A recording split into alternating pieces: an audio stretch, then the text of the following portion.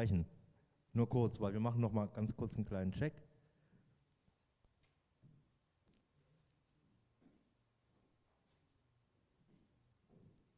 Okay. Okay. Wenn ich dann spreche, ja, dann ist es soweit ein bisschen drunter. Okay, danke.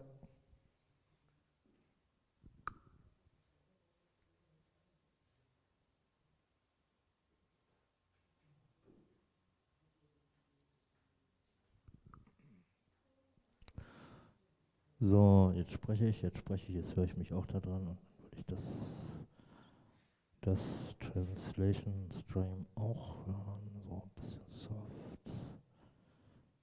Okay. Okay.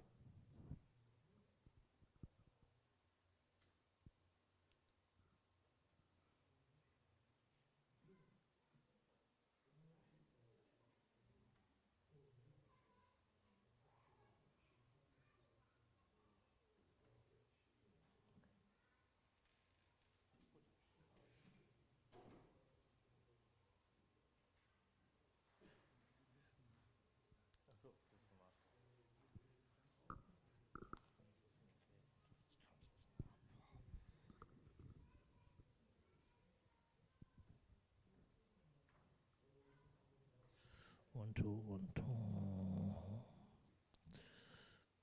Und du, und. Wenn ich jetzt spreche, dann höre ich mich. Dann höre ich mich auch ein bisschen auf dem. Ja.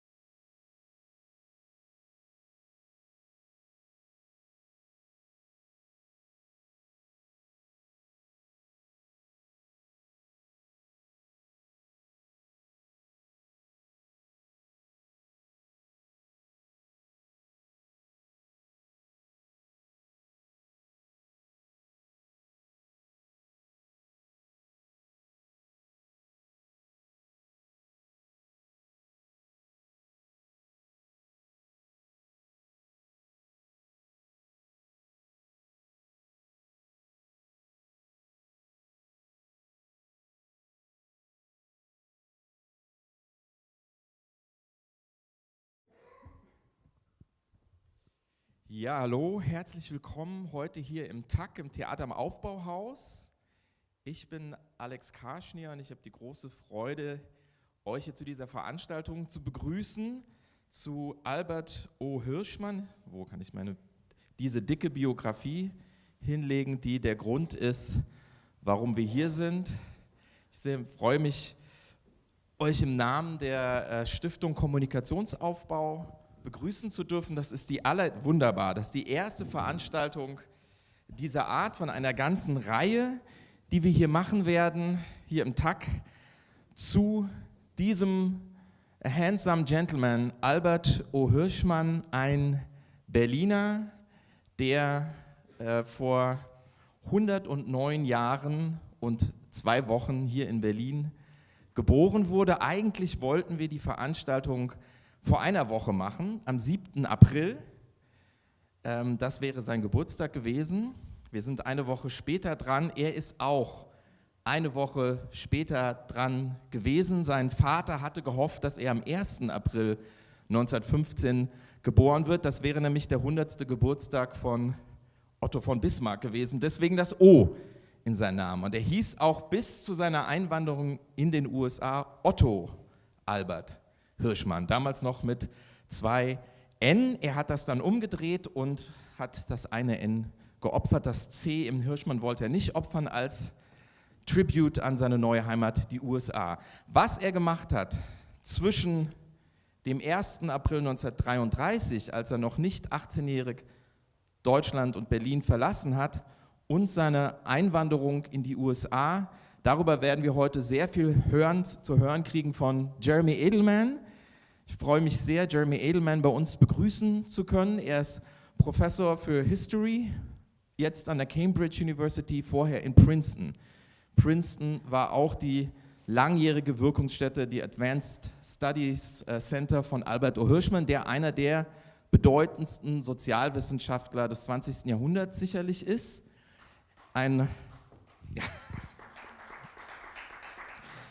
Jeremy Adelman hat dieses Buch über 700 Seiten in einer 10-jährigen Zeit geschrieben über die wirklich faszinierende Biografie von Albert O. Hirschmann. Albert O. Hirschmann ist vor allem berühmt geworden durch dieses vergleichsweise schmale Buch, das Exit, Voice and Loyalty heißt. Auf Deutsch wurde es übersetzt in Abwanderung und Widerspruch. Um Abwanderung und Widerspruch geht es uns auch mit dem Preis. Wir haben uns für Voice entschieden. Nach Albert O. Hirschmann hat jeder die Wahl zwischen Exit, Abwanderung, vor allem Kundinnen und Kunden, die vielleicht den Anbieter wechseln oder zu Produkten der Konkurrenz übergehen, oder Voice. Und Voice ist die Art und Weise, sich einzumischen, seine Stimme zu erheben. Das ist auch Sinn und Zweck dieses Preises. Ihr alle habt eine Postkarte auf eurem Stuhl gesehen. Ich würde euch alle dazu auffordern, diese Postkarte vielleicht sogar zu verschicken, wenn das möglich ist, oder jemand einzuwerfen, von denen ihr glaubt, das ist eine Einzelperson oder das ist eine Gruppe, die für das Engagement, für das Voice es verdient hätte, diesen Preis zu gewinnen.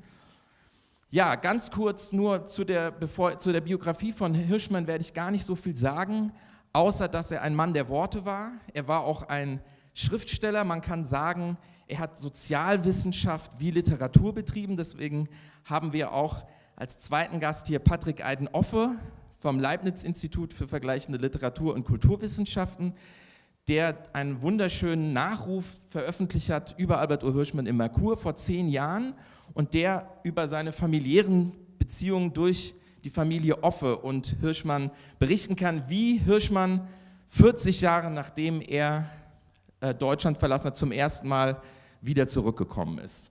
Hirschmann hatte ein sehr bewegtes Leben. Er war ein Mann auch der Worte. Er hat gerne gespielt mit Worten. Deswegen ist dieser Titel im Zweifel für den Zweifel, den ich mir von der Band Tokotronik geliehen habe, auch so passend. Seine Tochter Katja Salomon hat sich sehr gefreut über diesen Titel. Wir werden gleich eine Videobotschaft von ihr sehen. Ich habe aber eine kleine Liste vorbereitet mit Wortspielen, die das Denken von Hirschmann besser beschreiben können als alle Ausführungen von mir. Das ist einerseits eben dieses Commitment to Doubt, aber auch solche Wortspiele wie a bias for hope, wo eben Gegensätze zusammengebracht werden. Bias ist ja eigentlich so eine Art Vorurteil, es ist sozusagen ein Vorurteil oder eine Neigung zugunsten von Hoffnung. Trespassing kennt man ja auch von bitte nicht betreten, hat er als versucht ins Positive zu wenden. Shifting oder was er in seiner langjährigen Arbeit in Lateinamerika entwickelt hat als Wort ist Fracosomania, das ist sozusagen der Versagerkomplex. Und genau darum geht es, dass er gesagt hat, wir müssen auf das schauen, was gelingt und nicht das schauen, was scheitert. Er hatte also absolut keine tragische Weltanschauung, er hatte einen positiven Ausblick aufs Leben und vor allem hatte er überhaupt keine Weltanschauung. Es gibt eine kleine Anekdote, die ich nur erzählen wollte, die mir diesen Charakter Hirschmann sofort so nahe gebracht hat. Er erzählte bei seiner Rückkehr nach Deutschland eine Anekdote, wie er als kleiner Junge bei seinem Vater im Zimmer war, irgendein tiefsinniges Gespräch geführt hat und danach rausgestürmt kam und seinen Geschwistern gesagt hat, wisst ihr was? Papa hat keine Weltanschauung. Und dann schreibt er so, dass er sein Leben lang damit verbracht hat, zu verstehen, wie recht sein Vater damit gehabt hätte. Man braucht keine Weltanschauung für Engagement, auch nicht für ein sehr entschiedenes antifaschistisches Engagement. Und darum wird es heute vor allem gehen, in dem Vortrag von Jeremy Adelman, um das antifaschistische Engagement des jungen Albert O. Hirschmann. Wenn man ihn charakterisieren kann, dann vielleicht mit einem Begriff, den er selber geprägt hat, der durch ihn in die englische Sprache eingegangen ist. Er war ein Reformmonger. Kennt man vielleicht nicht unbedingt, man kennt vielleicht den Warmonger, das ist der Kriegstreiber, oder man kennt den Scaremonger, das ist der Angstmacher, oder den Phrasemonger, das ist der Phrasendrescher. All das war er nicht, oder ein Doommonger, ein Mysterymonger, ein Phrasemonger, sondern er war ein Reformmonger, also jemand, der Reformen vorantreibt, der immer darauf guckt, was klappt, wie geht es voran, wie kommen wir gemeinsam voran. Das war eins seiner Titel, How to Move On Collectively. Darum geht es auch um den Preis, wie kommt man gemeinsam voran und darum geht es jetzt auch gleich in dem Vortrag von Jeremy Adelman. Jeremy, the floor is yours.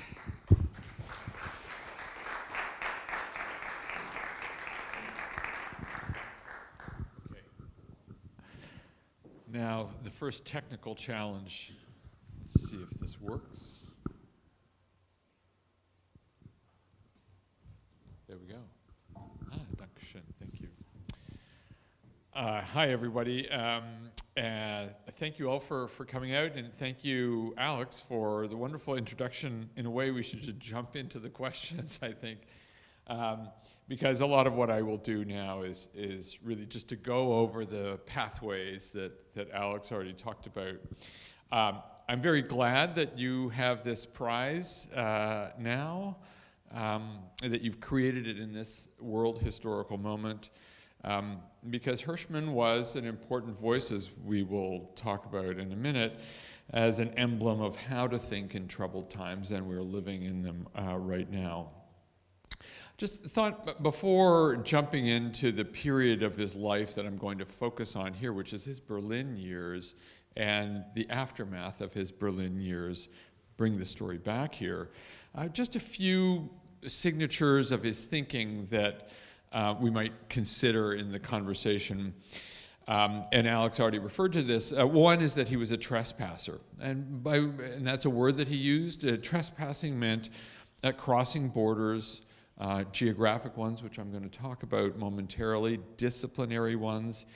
Though he was an economist all his life, he really did feel that economics was a branch of literature in many ways. And in fact, he disregarded disciplinary boundaries altogether, and it was one of the really important features of his thinking. And that he liked to see the world as a series of puzzles, word games that Alex already referred to, that the world was full of puzzles and that our task was really to solve them. Along the way, and here's an example of his playfulness and the games he liked to play. He liked to solve puzzles. One of the things he used to like to do was to was to repair when he checked into a hotel with his family and his wife, Sarah. You're going to hear more about Sarah in a minute. One of his first things was to go investigate the toilet in any hotel room to see if there was anything wrong with the toilet that he could fix. He's always looking for fixable things as part of the spirit of being a reform monger, perhaps. He loved playing with words, and here's an example of it. This is a Christmas card that the family had made up. These are the two Hirschman daughters, Sarah and, Sarah is on the right, is Albert's wife, and Lisa and Katya, the two daughters on the left-hand side. And you already get a spirit already of his heterodox thinking. This is in the late 1950s. And in the Christmas card, he makes fun of economic planners who can think they can solve all problems. And so an excellent food is the banana. Let's eat it today and plan it mañana. This, by the way, the cartoon was done by a very well-known Hungarian emigre exiled artist who was very important in the graphic history and history of graphic arts in Colombia. So he's a trespasser, loved playing games, crossing boundaries, defying boundaries. The other is, of course, he's an exemplary life, and this is what I'm going to spend much more time talking about. He was a kind of action intellectual. Not of the kind that we think of in the 1960s, of the certainty of 1960s social sciences going out into the world and with all the answers to everything. But rather, he was concerned with the world of ideas and the role that ideas and the imagination could play in the world through action, observation, analysis, and then action again. There was a recursive relationship between what you do and how you think. And I'll come back to that theme. But it was very clear to him throughout that his concepts were embedded in the world, were part of world history, didn't live above the history of the world, looking for abstractions that it would endure across time. And so the result is he's very skeptical of the kind of formal theorizing that invented self-referential coordinates for their own refinement, which is, of course, now the tradition in the social sciences. One might even say the humanities as well. Well, what kind of action is behind his thinking? Well, here we might think of he was not a mindless, he was not an action intellectual in the mindless 1960s kind of way, but rather he was engaged with problems of democracy. Here he is, having just joined, and I'll come back to this in a minute, the American Army in early 1942. And his commitment was always to the democratic struggle. And this is the important point behind the choice of the word voice. Wherever there was tyranny, he would go and literally to fight. This is one of the few photographs we have of him. Ooh, the graphics didn't turn out too well. It's better on the screen here. But that's one of the few figures we have of him holding a gun, in fact. And he was not a very good shot, I might add. But he was a cosmopolitan moralist, as Sheila Ben Habib has argued. He was a creative opportunist. He always was trying to find solutions to problems.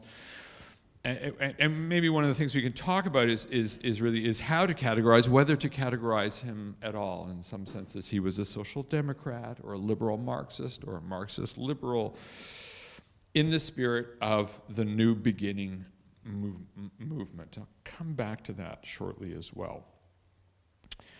Finally, we've talked about the trespasser, the relationship between action and thought, and then the third is that many of his insights and ideas, why we should read him now, and I'm glad voice has come back into the picture, they continue to have relevance to these days. And I thought I would just put out 4 maxims to think about as you think about Hirschman or through Hirschman.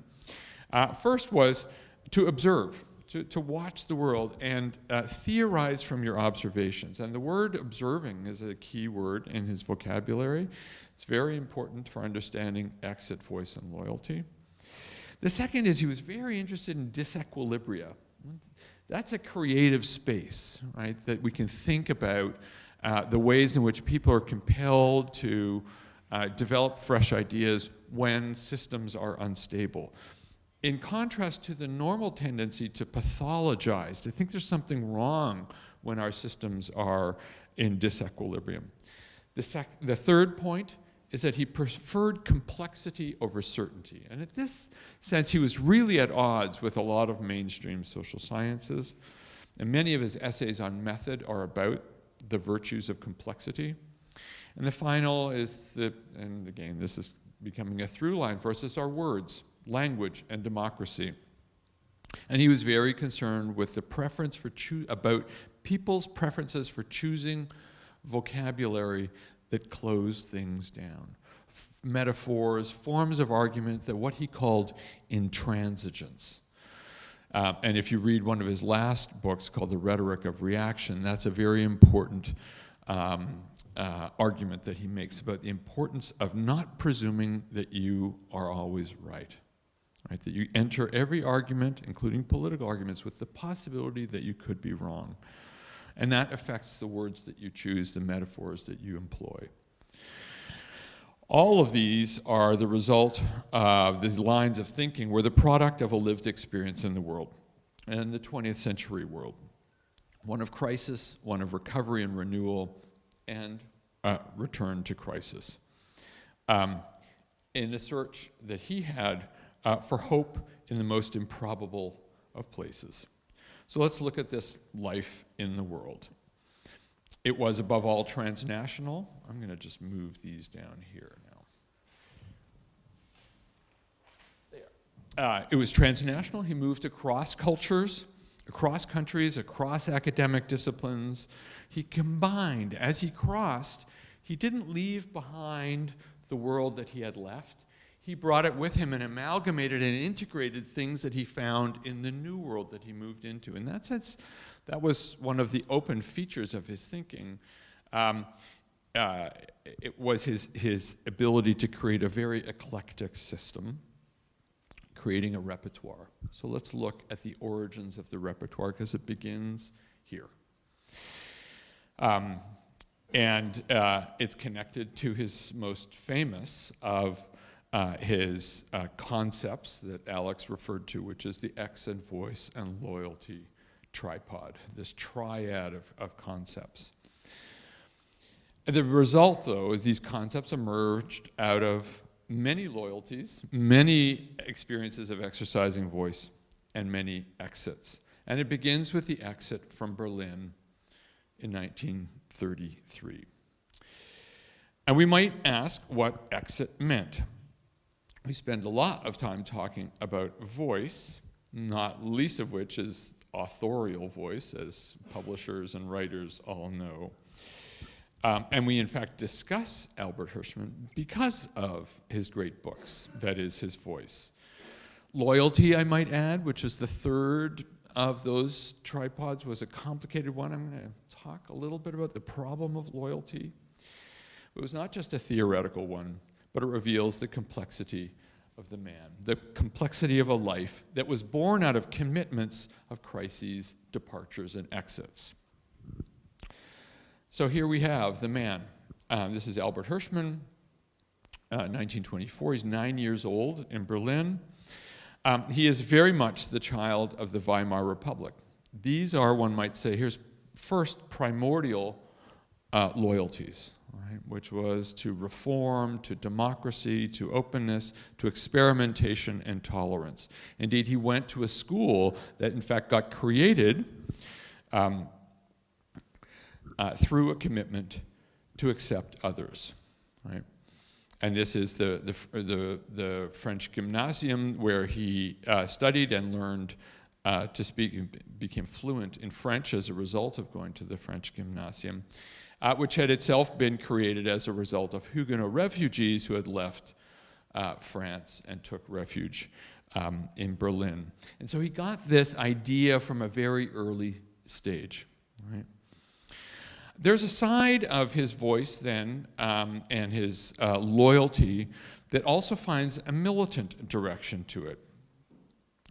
That Albert Hirschman and the late 1920s and early 1930s, as he's growing up and becoming a teenager in Berlin in the middle of the beginnings of a crisis that you will know much better than I do, is he himself becomes increasingly identified with the Social Democratic Party, particularly the left wing of the Social Democratic Party, and involved in debates in his high school and then his 1 year of studies at the University of Berlin in a contest over the meanings of social democracy and what kind of social democracy in particular.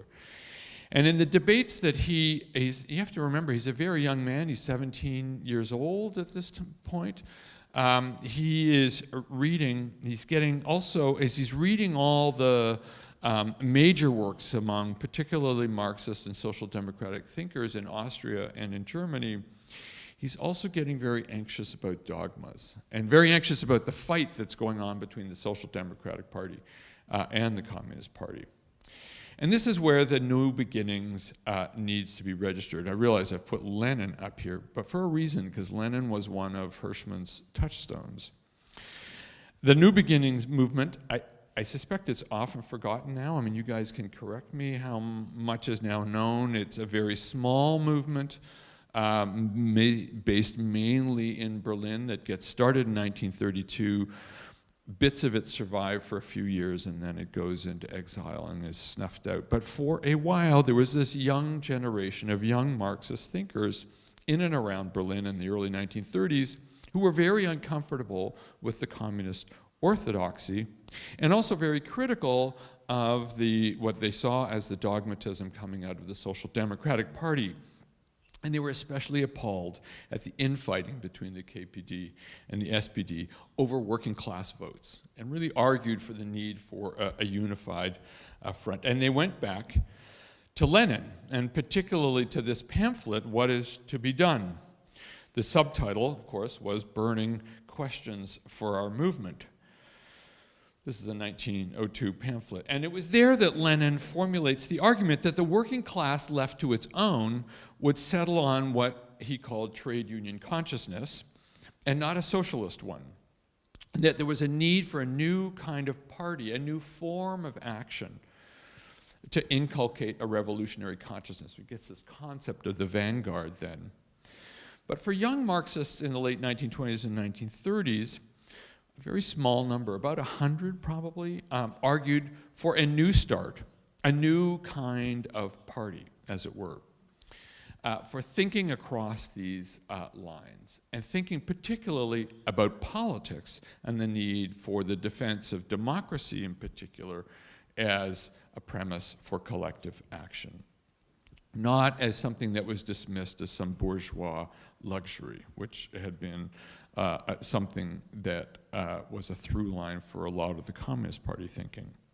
Of course, the party's forced, or the movement rather, is called almost born underground. It goes clandestine, but it's committed to a priority agenda, right, which was to fight fascism and not each other over the certainties of their dogmas. An important part here was to ally with other resistance groups, and so factories and streets were as it were, theaters for this struggle. But that the resistance should be conducted in a strategic, very methodical way, not in some mindless way. And this was very influential on Albert Hirschman. He was too young, 17, 18 years old, but he picks a lot of this up, of starting over, clearing the slate, creating new alliances, letting the old baggage go. And so when he enters the University of Berlin in 1932 for his first year of, one might say, studies, by then it's really a year of militancy for him. He does read David Ricardo, Marx, and Adam Smith, but not a whole lot more. The university is barely functioning at that stage. And Alex had mentioned this, so it's worth adding that there are other things, of course, happening in the milieu, in the family itself. While he's studying and he's a militant in the party, his father had been working at the Charité hospital, and one of the things that he only learned much later was that his father had been sheltering himself, a refugee, inside his own lab at the hospital. And he dies in late March 1933. When Albert Hirschman, along with all of his other militants, have had to go underground, Albert resurfaces for the funeral. He goes to the funeral of his father, tells his two sisters and his mother that he's going to have to leave Berlin because his best friend, Peter Frank, has had his address book. And one of the first things, of course, the Nazis would take was the address book, because it would have the list of all the names and the contacts, and that's how they would create what we would now call a database. And Peter Frank's address book had been taken by the Nazis, and that was just a matter of time before they found Hirschman. So he informed the family that he'd be leaving, and that was his first exit. And where does he go? Now, there's no room. He goes to Normandy, goes to France, goes to Paris, and then in the summer of 1933 goes to Normandy, and this is a meeting with his sister Ursula. This is Ursula here, and that's the young Albert.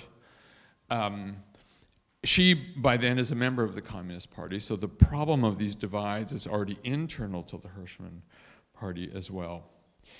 And this is just the first of what will become a series of exits, and I'll start speeding up here. From Germany, he goes to France. From France, he goes to Britain. From Britain, he comes back to France, then to Spain. He fights briefly in the Spanish Civil War in the very early months of that war where he's wounded. Then he goes to Italy. And a question I'm often asked is, well, is he a refugee? That's very hard to say. In some technical sense, he is, right? But he's also searching. He's following the frontiers of a cause, right? So it's not just that he's been expelled. He's looking for wherever the frontier of that struggle against fascism was unfolding. That was one of the reasons why, when Franco rose up in July of 1936, it's really within a matter of weeks that Hirschman is already in Spain fighting. He barely waits, and he joins an Italian, a battalion of Italian volunteers. But he's also clearly trying to make his own way, find a pathway. He goes to the London School of Economics. He winds up at the University of Trieste. He's creating also a pathway for himself. It's not just that he's pushed, but he's looking and searching. Looking, including for credentials, one might say, a space to become an intellectual that crossed borders already. And we can see the accumulation of the endowment of early German idealism, thinking among Marxist circles in Germany, his debt to the empiricism of the Anglo-American tradition of political economy, the Italian liberal socialist tradition of Rosselli and Gobetti. He's beginning to roll these, all that one might say he's the consummate European. I'll put that as a hypothesis. In the style of the New Beginning movement, being eclectic, combining reflection and action to theorize.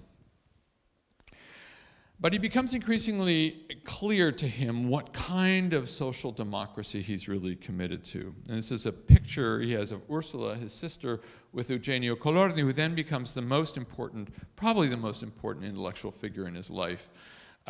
He himself will be gunned down by Nazis in 1944 in Rome. That is Eugenio. And it's to Eugenio that the book Exit, Voice, and Loyalty is dedicated. Colorni, in a sense, represented an aspect of the Giustizia Libertà movement among the Italian left socialists that is part of this ensemble that Hirschman is pulling together. Again, this eclectic mixing. And they had a slogan among themselves, just the two of them, that they were committed to showing that Hamlet was wrong, to prove Hamlet wrong, that not knowing something, doubt, was not a reason not to act. That in fact, in the course of acting, the truth could be revealed, or a truth could be revealed. So don't stand around waiting to be sure about your theory or your conviction before actually engaging with the world. Engagement produces knowledge and a source for reflection. Uncertainty need not be paralyzing. This, of course, was connected to the Spanish Civil War, another incident of his loyalty, and a source of much anguish, because it's there that he saw, one might say, what the Beginnen movement was trying to avoid, which was the opening split across the spectrum of the left. But again, he goes back. While he's accumulating ideas, reading, gets his PhD in Italy, he's rolling up these credentials. He's also from Italy. He then moves back to France in 1938. And when the war breaks out, he joins the French army. And if you ever wanted a good example of why France lost so quickly in the war in 1940, I think this photograph speaks lots of words. These guys were not ready for what was coming. But it's a group of internationalists who've joined the French army in a collective struggle against the Nazis. But once more, he's joined now, it's the Second Army. And you already saw how he joined the American Army. That would be his third army that he would join, always, in a sense, with the same cause.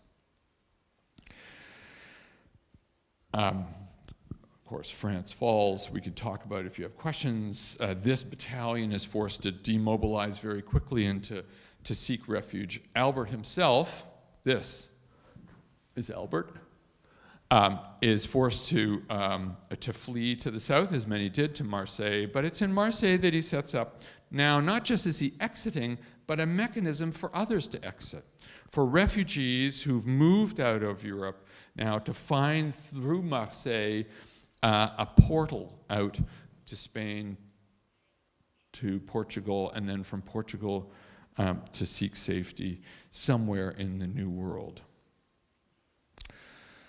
This is Hirschman right here, working with a man called Varian Fry. Some of you may know the Netflix series Transatlantic. Got very mixed reviews. Hirschman plays an important role in that series. What Hirschman's part of that operation was, because he was an economist and because he spoke all these languages and because he knew the German left so well, he was able to screen many of the candidates who were applying for asylum and to work on, in this particular case, bogus documents, money changing. He knew how the underground worked. He had studied it closely. That was one of the subjects of his doctoral dissertation in Italy. So it's exit, exit, exit, over and over again, but it's also loyalty.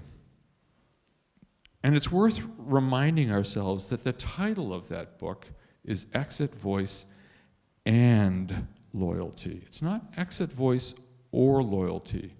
It's not that we have to choose all the time one or the other. He's always looking for the relationships between these action words. It's in fact not so easy to separate voice from loyalty from exit.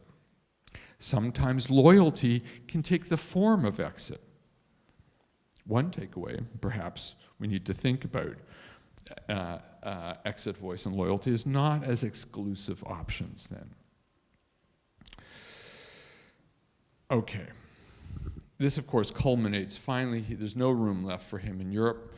The police, the Vichy police, track him down, know where he is. They're coming for him, and he's forced to leave. He crosses the Pyrenees and winds up in the United States. Here's a photograph of him where he meets his soon wife. This is Sarah here at International House at Berkeley.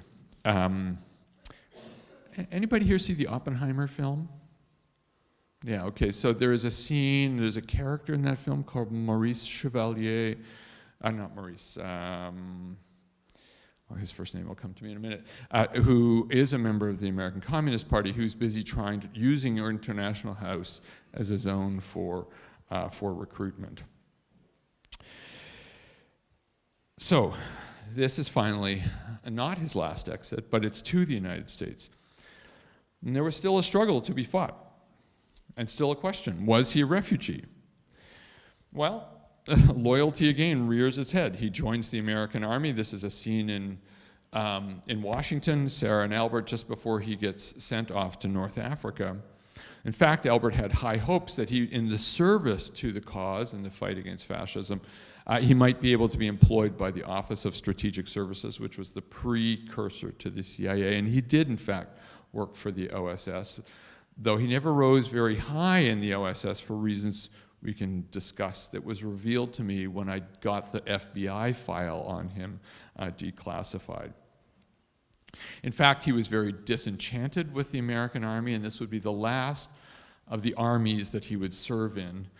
And he writes a letter back to Sarah from Rome about his despondency about the US Army, about all armies. I fought in 3 wars. He's depressed because he's also arrived in Rome and discovered that his best friend, Eugenio Colorni, has been killed recently by the Nazis. And so he writes to Sarah and said, well, I have sad news. My heart is broken. The army is killing me. Organizations destroy the individual, like the army. But I found in a bookstore, somebody sold me a copy of a book by Friedrich Hayek called The Road to Serfdom, that may give us, I don't know how that happened to arrive in Rome. That book was hot off the presses, so I don't know how this happened. And that he was enjoying reading Friedrich Hayek. His final service to the American Army was, in fact, as a translator. And I thought I would end on this anecdote here for the saga of his relationship to Germany from, let's say, his birth in 1915 to 1945, the first 30 years of his life. He is required to be, and this is the front page of the New York Times, he's the translator for a German commander, his name is Dössler, who had ordered the execution of a handful of OSS agents who had been caught behind the lines, even though they had their dog tags on them. It was a war crime. And Dössler was the first of the German officers put on trial, found guilty, and was in fact executed by the American Army. Sarah Hirschman is in New York. She has not seen her husband for years. He's somewhere in Europe. She knows he's in Italy, but not exactly where. She buys her New York Times. She's a graduate student at Columbia University, opens it up, reads this story in the Times, this picture. This is Albert, her husband. She hasn't seen him for years, sees him in the Times. And the trial, the description of the trial is when the death sentence is read out, the whole courtroom explodes, and Albert Hirschman faints. Actually, the death of the man that he's been sitting beside throughout the trial, right, here's the archive image of the photograph, is shocking to him. So he returns to Washington. He has a long story. I won't go through this saga. He goes to Washington. In fact, he's forced to exit one more time thanks to the McCarthy Purchase in 1951. He's fired from the World Bank, from the Federal Reserve Board, where he's been working, and he gets hired by the World Bank, and the family moves to Colombia. That's, in some senses, the last of his exiles. And he finds in South America, where we started out with that picture from Colombia in the 1950s, a place to reinvent himself and to become a specialist in development. This brings us full circle back to exit, voice, and loyalty.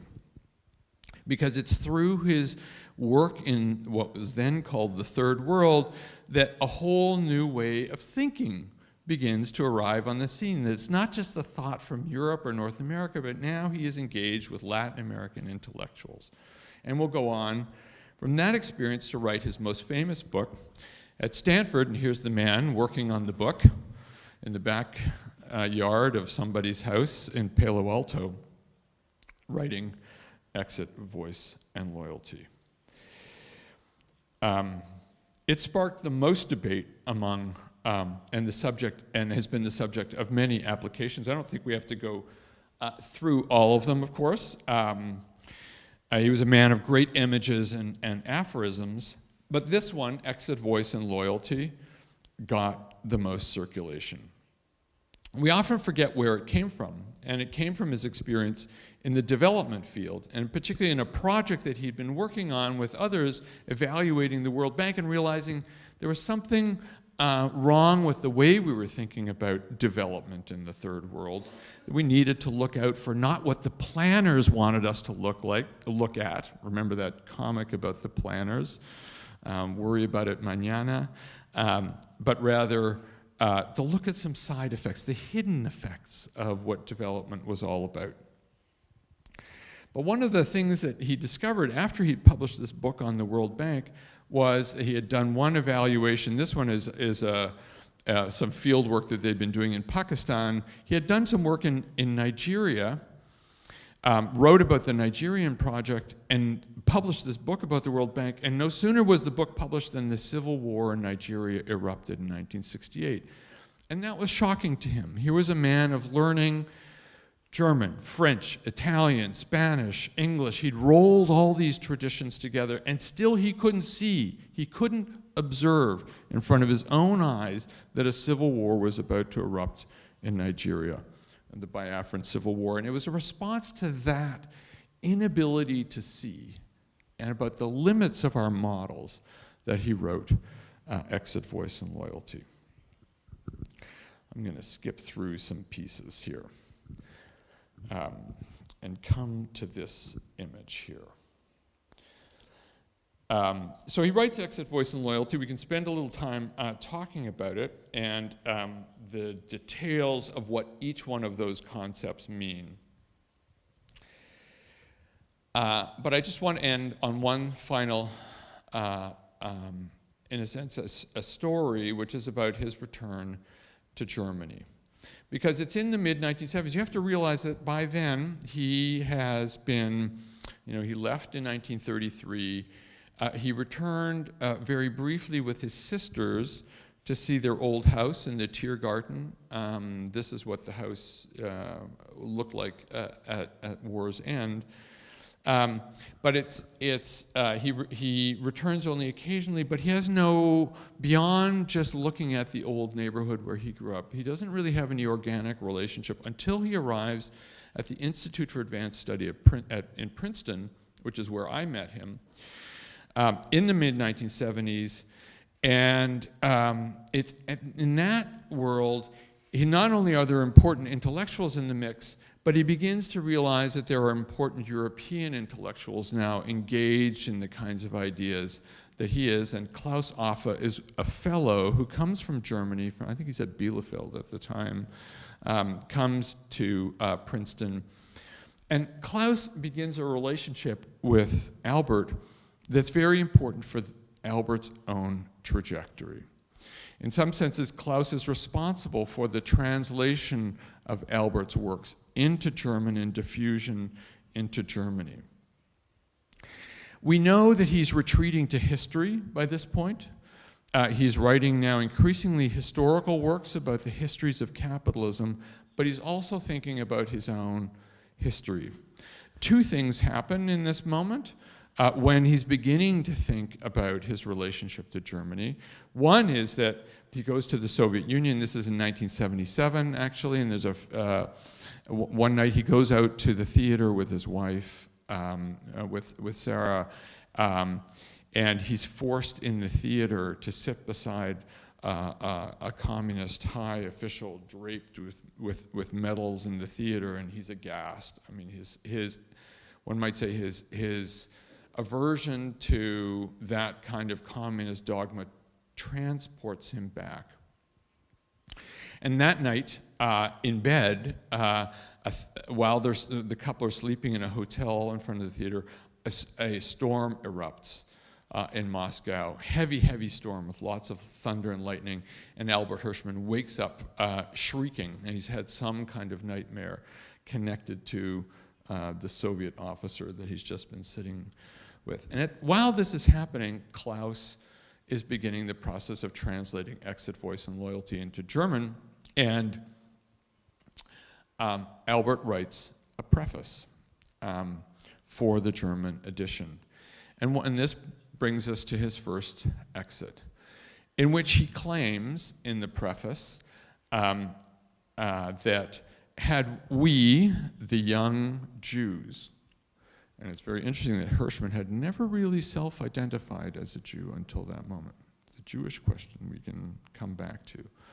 But he says, we, the young Jews, had we not left in 1933, 1934, and this is the new Beginnen group, and we'd stayed loyal to the Republic, fascism might not have triumphed. Now, this is a hubristic claim, a little exaggerated, and Klaus Offe writes back to Albert and says that I don't think you need to blame yourself quite that much for the rise of Hitler.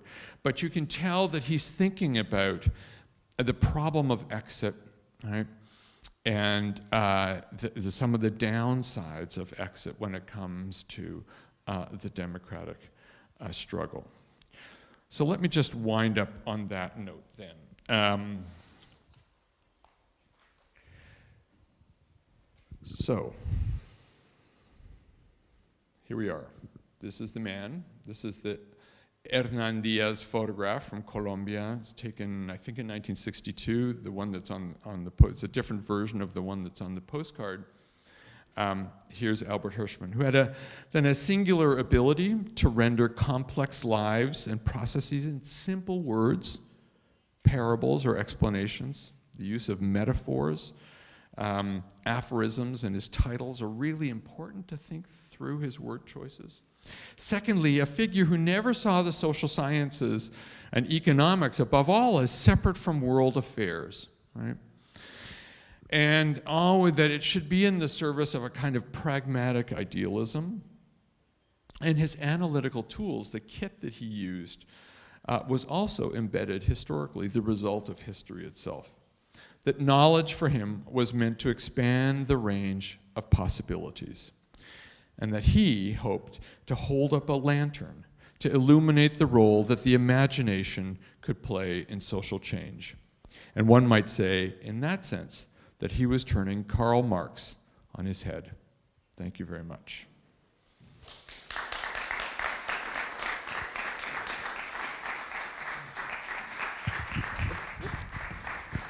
Oh, thank you very much, Jeremy. If there's one urgent question that anybody has, ich spreche Englisch.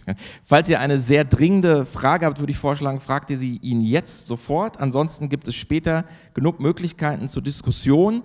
Wir haben jetzt noch ein kleines Treat für euch. Es gibt ein Video von Albert O. Hirschmanns Tochter Katja Salomon, was ich euch gerne zeigen würde, die sich sehr freut darüber, dass es diesen Preis jetzt geben wird, den wir im Herbst dann zum ersten Mal verleihen werden. Danach machen wir 10 Minuten Pause. Es gibt hier vorne eine Bar, wo man sich ein Getränk holen kann. Und dann machen wir hier weiter mit Patrick-Eiden-Offe. Vielen Dank. Dann jetzt bitte gerne das Video, bevor wir eine kurze Pause machen.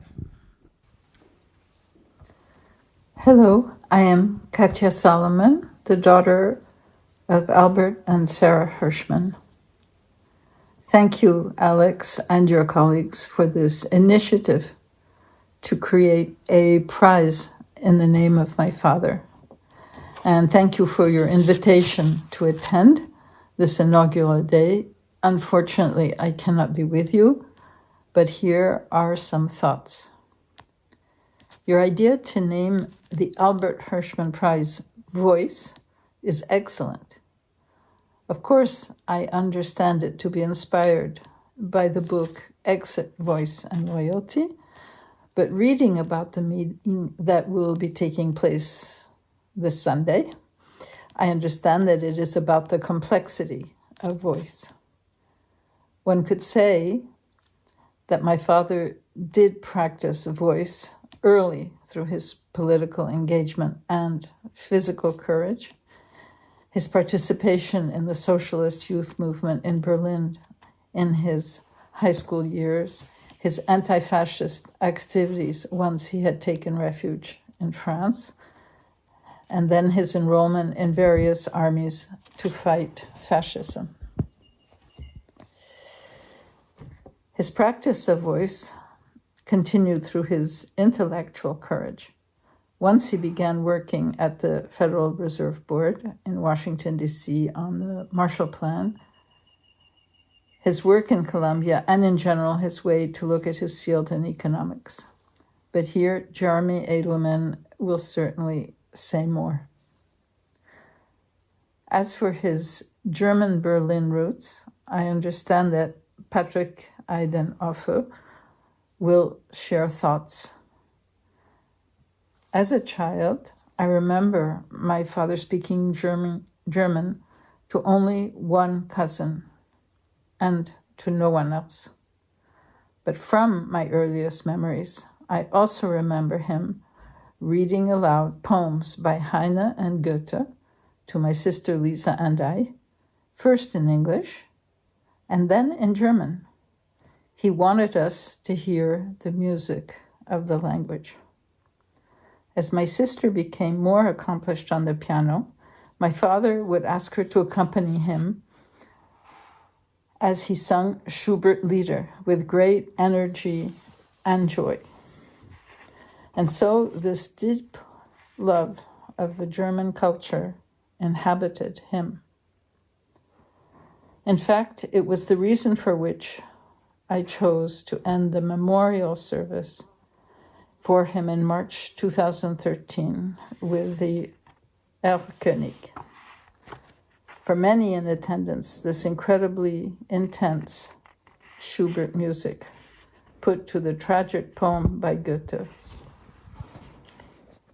was not the appeasing moment one expects, or perhaps wants, at the end of a memorial service.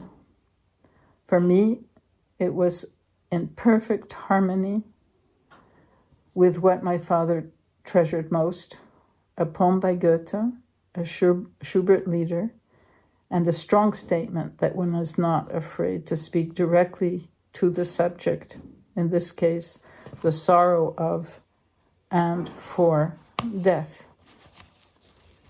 I find the title of your round table today, When in Doubt for the Doubt, intriguing and somehow echoing one of my father's favorite activities, revisiting without fear former ideas in the light of the world as it is, in an activity he named finally self-subversion. Wishing you all the best on this day, and somehow hoping to meet you in some future moment. Goodbye.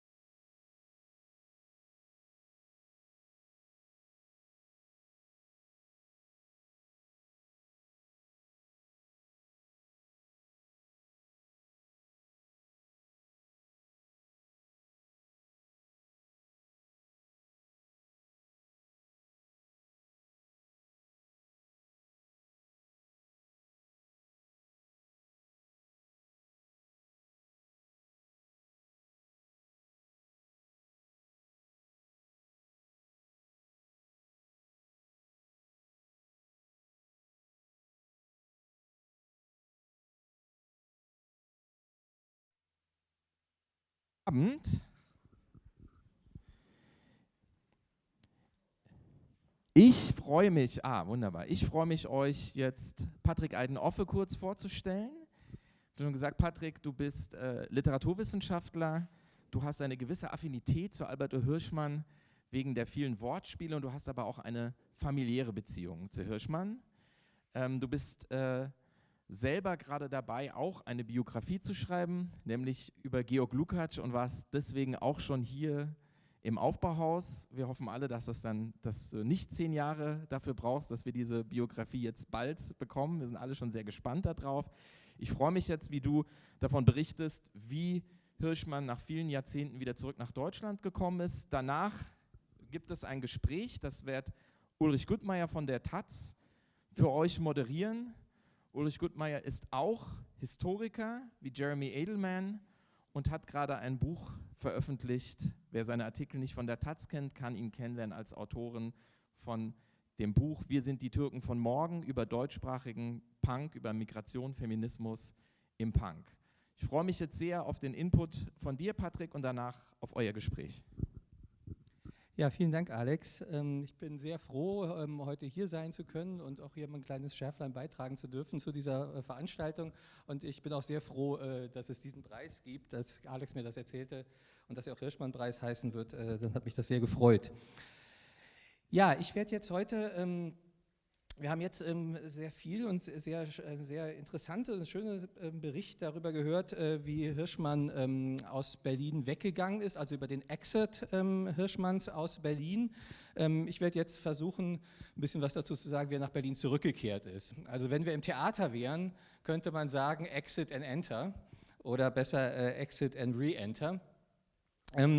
Man könnte sagen, das hat Jeremy Adelman ja gesagt, man könnte Albert Hirschmanns Leben als eine lange Serie von vielen Exits beschreiben, aber auch von vielen Momenten des Neubeginnen.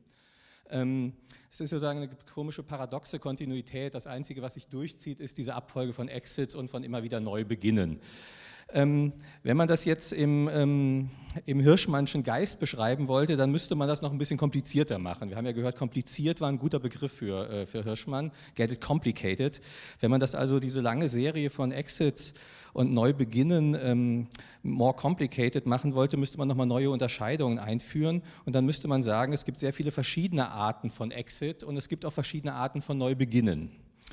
Eben haben wir gehört, Voice was complex, aber Exit is also complex.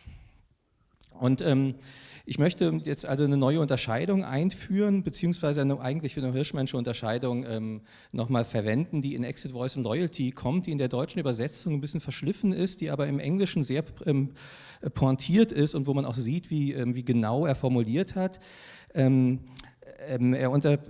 Exit, Voice und Loyalty unterscheidet er einmal zwischen Immigrant und Emigré. Der Immigrant ist der weggeht und in dem Moment, wo er weggeht, das, was er zurücklässt, ist ihm dann vollkommen egal, heißt es. Es ist ihm egal, was er zurücklässt und er wird dann sofort Teil des Neuen, wo er hingeht. Das ist sozusagen der prototypisch ideale Einwanderer, wie man so sagen könnte, ne? Der sich sofort anpasst und dann das aber alles andere zurücklässt. Und dann gibt es da ist dann sozusagen der Exit auch das radikale Gegenteil von Voice. Dann hat man seinen Abschied genommen und dann ist ihm auch, erhebt man auch keinen Einspruch mehr gegen das, wo man weggegangen ist. Der Emigré ist jemand, man könnte sagen, paradox oder vielleicht ein bisschen zugespitzt sagen, das ist der loyale Immigrant. Das ist der weggeht, aber trotzdem loyal zu dem bleibt, wo er weggegangen ist und sein Weggehen sogar als Protest begreift und auch aus der Ferne immer noch mal das betrachtet, wo er weggegangen ist und eigentlich immer noch versucht, darauf einzuwirken. Wir haben eben gesagt, Heine, das wäre sozusagen ein Emigré. Das ist sozusagen, der Emigré ist jemand, der seinen Exit noch als Form der Kritik verstanden wissen will. Und meine These wäre jetzt, beziehungsweise die These muss ich das gar nicht mehr groß als These exponieren, weil Jeremy das eben schon sehr schön gezeigt hat. Der Exit aus Deutschland, Albert Hirschmanns Exit aus Deutschland ist kein einmaliger Akt gewesen, sondern ein Schritt in einer langen Kette in einem langen Prozess von vielen Exits aus Europa. Und der hat mindestens 33 bis 46 gedauert, also bis er Europa wieder verlassen hat nach diesen Nürnberger Prozessen. Vielleicht aber sogar bis 1952, als er seine Arbeit am Marshallplan beendet. Oder beenden muss, weil man ja gewisserweise auch noch diese Arbeit am Marshallplan als eine Form von Loyalität gegenüber Europa begreifen kann. Und ich würde sagen, dieser lange Prozess des Exits aus Europa, könnte man auch sagen, ist ein langer Prozess, in dem Hirschmann vom Emigré zum Immigrant wird. Er geht weg aus Deutschland, bleibt aber loyal gegenüber Deutschland, indem er gegen den Faschismus kämpft. Und dieses Engagement gegen den Faschismus, das hat Jeremy Adelman sehr schön gezeigt, ist sehr kontinuierlich über die ganzen 30er Jahre hinweg und bis hin sogar zum Engagement für den Wiederaufbau. Also er geht als Emigré weg und dann in dieser Prozess, der dann 12 Jahre oder vielleicht sogar 19 Jahre dauert, ist eigentlich ein Prozess, in dem er vom Emigré, also von dem, der sehr loyal noch gegenüber Deutschland bleibt, weggeht und ganz zum Immigrant wird und dann eben auch zum amerikanischen Bürger und Wissenschaftler. Und dem korrespondieren dann eben auch viele Formen des Neubeginnens, also viele Orte und neue Feindbestimmungen. Und da fand ich auch interessant, auf der einen, also es gibt auch viele Formen von Neubeginnen im Sinne von antifaschistischer Arbeit. Es gibt dieses Neubeginnen, diese Gruppe, über die du auch gesprochen hast. Und dann gibt es dieses antifaschistische Engagement von Eugenio Colorni. Und ich glaube, dass es auch so eine Bewegung eben gibt, das hast du auch gesagt, weg von diesem antifaschistischen Kampf, den diese Gruppe Neubeginnen repräsentiert hat, hin zu dem, was Colorni macht oder gedacht hat oder gesagt hat.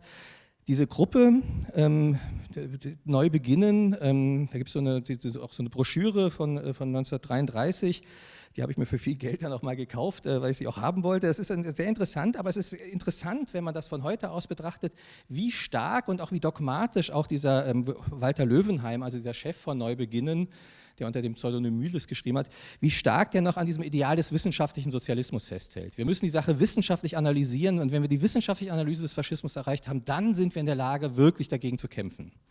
Und von dieser Auffassung bewegt sich Hirschmann, glaube ich, weg zu dem, was dann Colorni repräsentiert, zu einem, sagt das antifaschistisches Engagement und der Kampf gegen den Faschismus überhaupt nicht daran gebunden ist, dass man wissenschaftlich verstanden hat, was es ist, sondern dass dieser Kampf selber vielleicht eine Möglichkeit ist, zu erkennen, was Faschismus ist.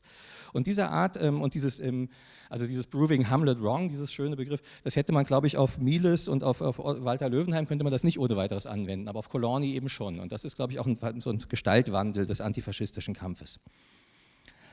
1945 ist in gewisser Weise ein radikaler Neubeginn in den USA dann auch. Er beginnt dann mit neuen Themen sich zu beschäftigen, zum Beispiel mit Entwicklungsökonomie, erstmal noch tatsächlich in Bezug auf den Marshallplan, aber dann ab 1952 eben ganz dezidiert auf Lateinamerika bezogen und ab dem Moment könnte man sagen, ist er der vollendete Immigrant. Deutschland ist ihm vollkommen egal geworden, wie das in Exit, Voice and Loyalty heißt. Es spielt keine Rolle mehr in seiner Arbeit und inwiefern das ihm persönlich eine Rolle gespielt hat, ich habe eben diese Verbundenheit zu Schubert und zu Goethe oder Heine gehört, das ist sicherlich so, aber das spielt in der Arbeit keine Rolle mehr. Und worüber ich jetzt eigentlich sprechen möchte, ist, dass sich das Mitte der 70er Jahre ändert. Mitte der 70er Jahre könnte man sagen, ein neues Neubeginnen oder Anfang der 70er Jahre, ein neuer Neuanfang, ein Neuerfinden, wie du gesagt hast. Und man könnte das zuspitzen und sagen, ab Mitte der 70er Jahre beginnt der Prozess einer Rückverwandlung vom Immigrant zum Emigré.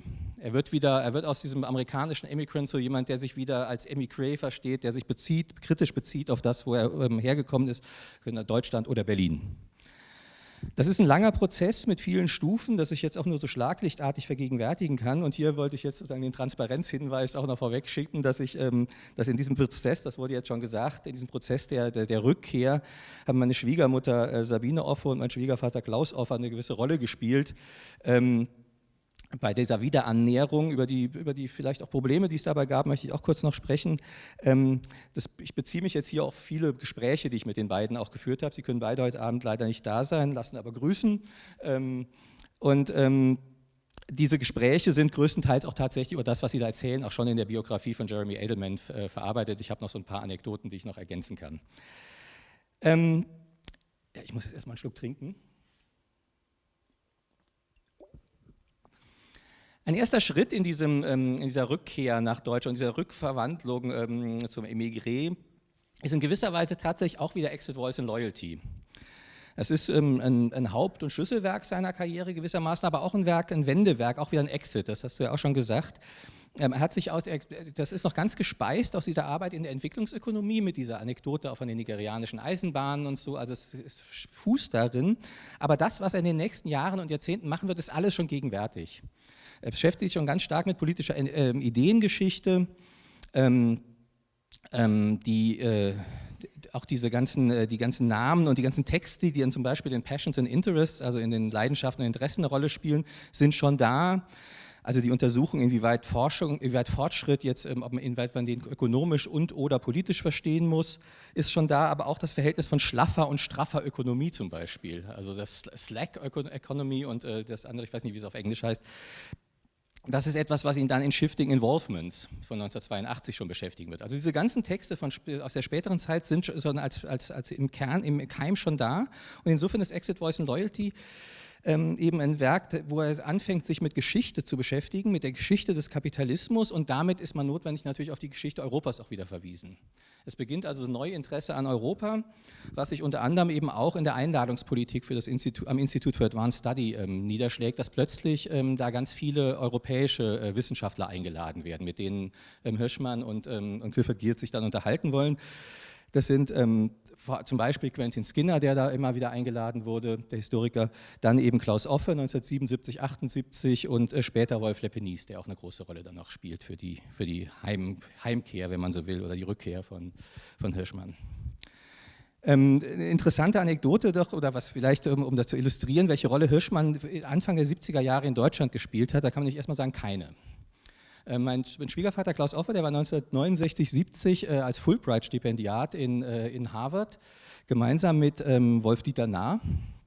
Und er erzählte mir das neulich, dass er dann da war, und dann hat ihn so ein Professor, der sich da so ein bisschen immer betreut hat ihn angerufen und meinte, heute Abend ist so eine Bookwarming-Party in Harvard, da solltest du mal hinkommen, das wird bestimmt interessant. Dann fragt er, wer ist denn der Autor? Und sagt er, Albert O. Hirschmann. Und er sagt, kenne ich nicht. Er war ihm vollkommen unbekannt, und also ich meine, Klaus gehörte sicherlich zu denen, die theoretisch sehr umsichtig gelesen haben, aber in Deutschland war Hirschmann vollkommen unbekannt.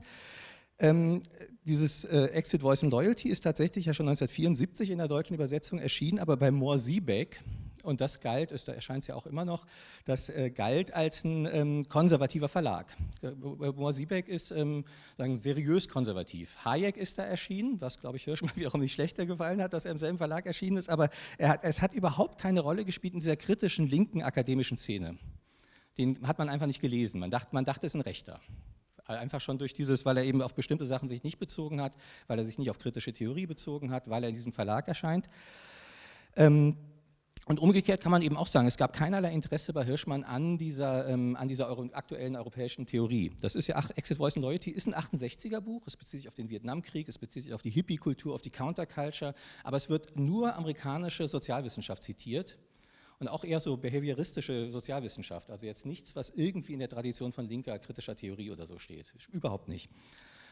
Und in diesem Zusammenhang fängt Hirschmann an, sich doch für diese europäische Theorie zu interessieren und für europäische Theorietraditionen wieder, weil er eben selber seine historische Arbeit da beginnt. Und dann erzählte Klaus Offe, er wurde eingeladen von Hirschmann, weil Klaus hat 1974 auf einer marxistischen Tagung in Florenz einen Vortrag gehalten. Auf der Tagung hieß Lo Stato alla luce del Marxismo, also der Staat im Lichte des Marxismus.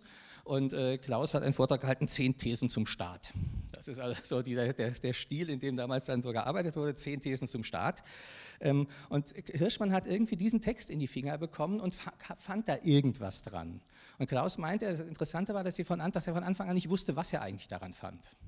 Weil dieser Text noch eher auch in einem Jargon von hartem Marxismus formuliert ist, wo man eigentlich sagen könnte, warum soll sich Hirschmann dafür interessieren? Und dann ist sozusagen, was man dann merkt, ist, dass er am Marxismus eigentlich grundsätzlich interessant findet, dass der Marxismus eben eigentlich recht verstanden keine ökonomische Theorie ist, und es ist auch keine politische Theorie, sondern es ist eine Kritik der politischen Ökonomie. Und da hat man von Anfang an diese Verknüpfung von Politik und Ökonomie. Und was Hirschmann dann Marx vorgeworfen hat, das kommt ja auch in Passions and Interests vor, in den Leidenschaften und Interessen, dass Marx und die meisten Marxisten eigentlich dieses Politische dann doch wieder reduziert haben. Es gibt kein wirkliches Interesse an der Politik. Politik wird eigentlich nur als Sachverwalter des Ökonomischen betrachtet. Da gibt es ja diese ganze Staatsableitungsdebatte in den 70ern und dann wird Politik eher als Ideologie betrachtet, denn als Teil der Basis. Und das wurde ja auch in anderen Theorien der 70er Jahre festgestellt. Claude Lefort hat mal gesagt, dass es bei Marx eine Lacuna des Politischen gibt, eine Lücke, dass Politik eigentlich keine Rolle spielt, dass doch immer alles auf Ökonomie zurückgeführt wird. Und jetzt kann man sagen, das ist natürlich etwas, was man jetzt dieser Theorie aus dem Umfeld von Habermas und der Theorie von Klaus Offe nicht vorwerfen kann.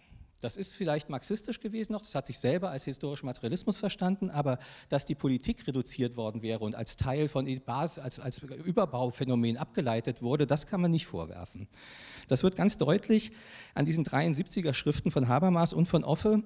Bei Habermas Legitimationsprobleme im Spätkapitalismus und bei Klaus Offe Strukturprobleme des kapitalistischen Staates. Die haben das also in enger Zusammenarbeit, diese beiden Bücher geschrieben, 73.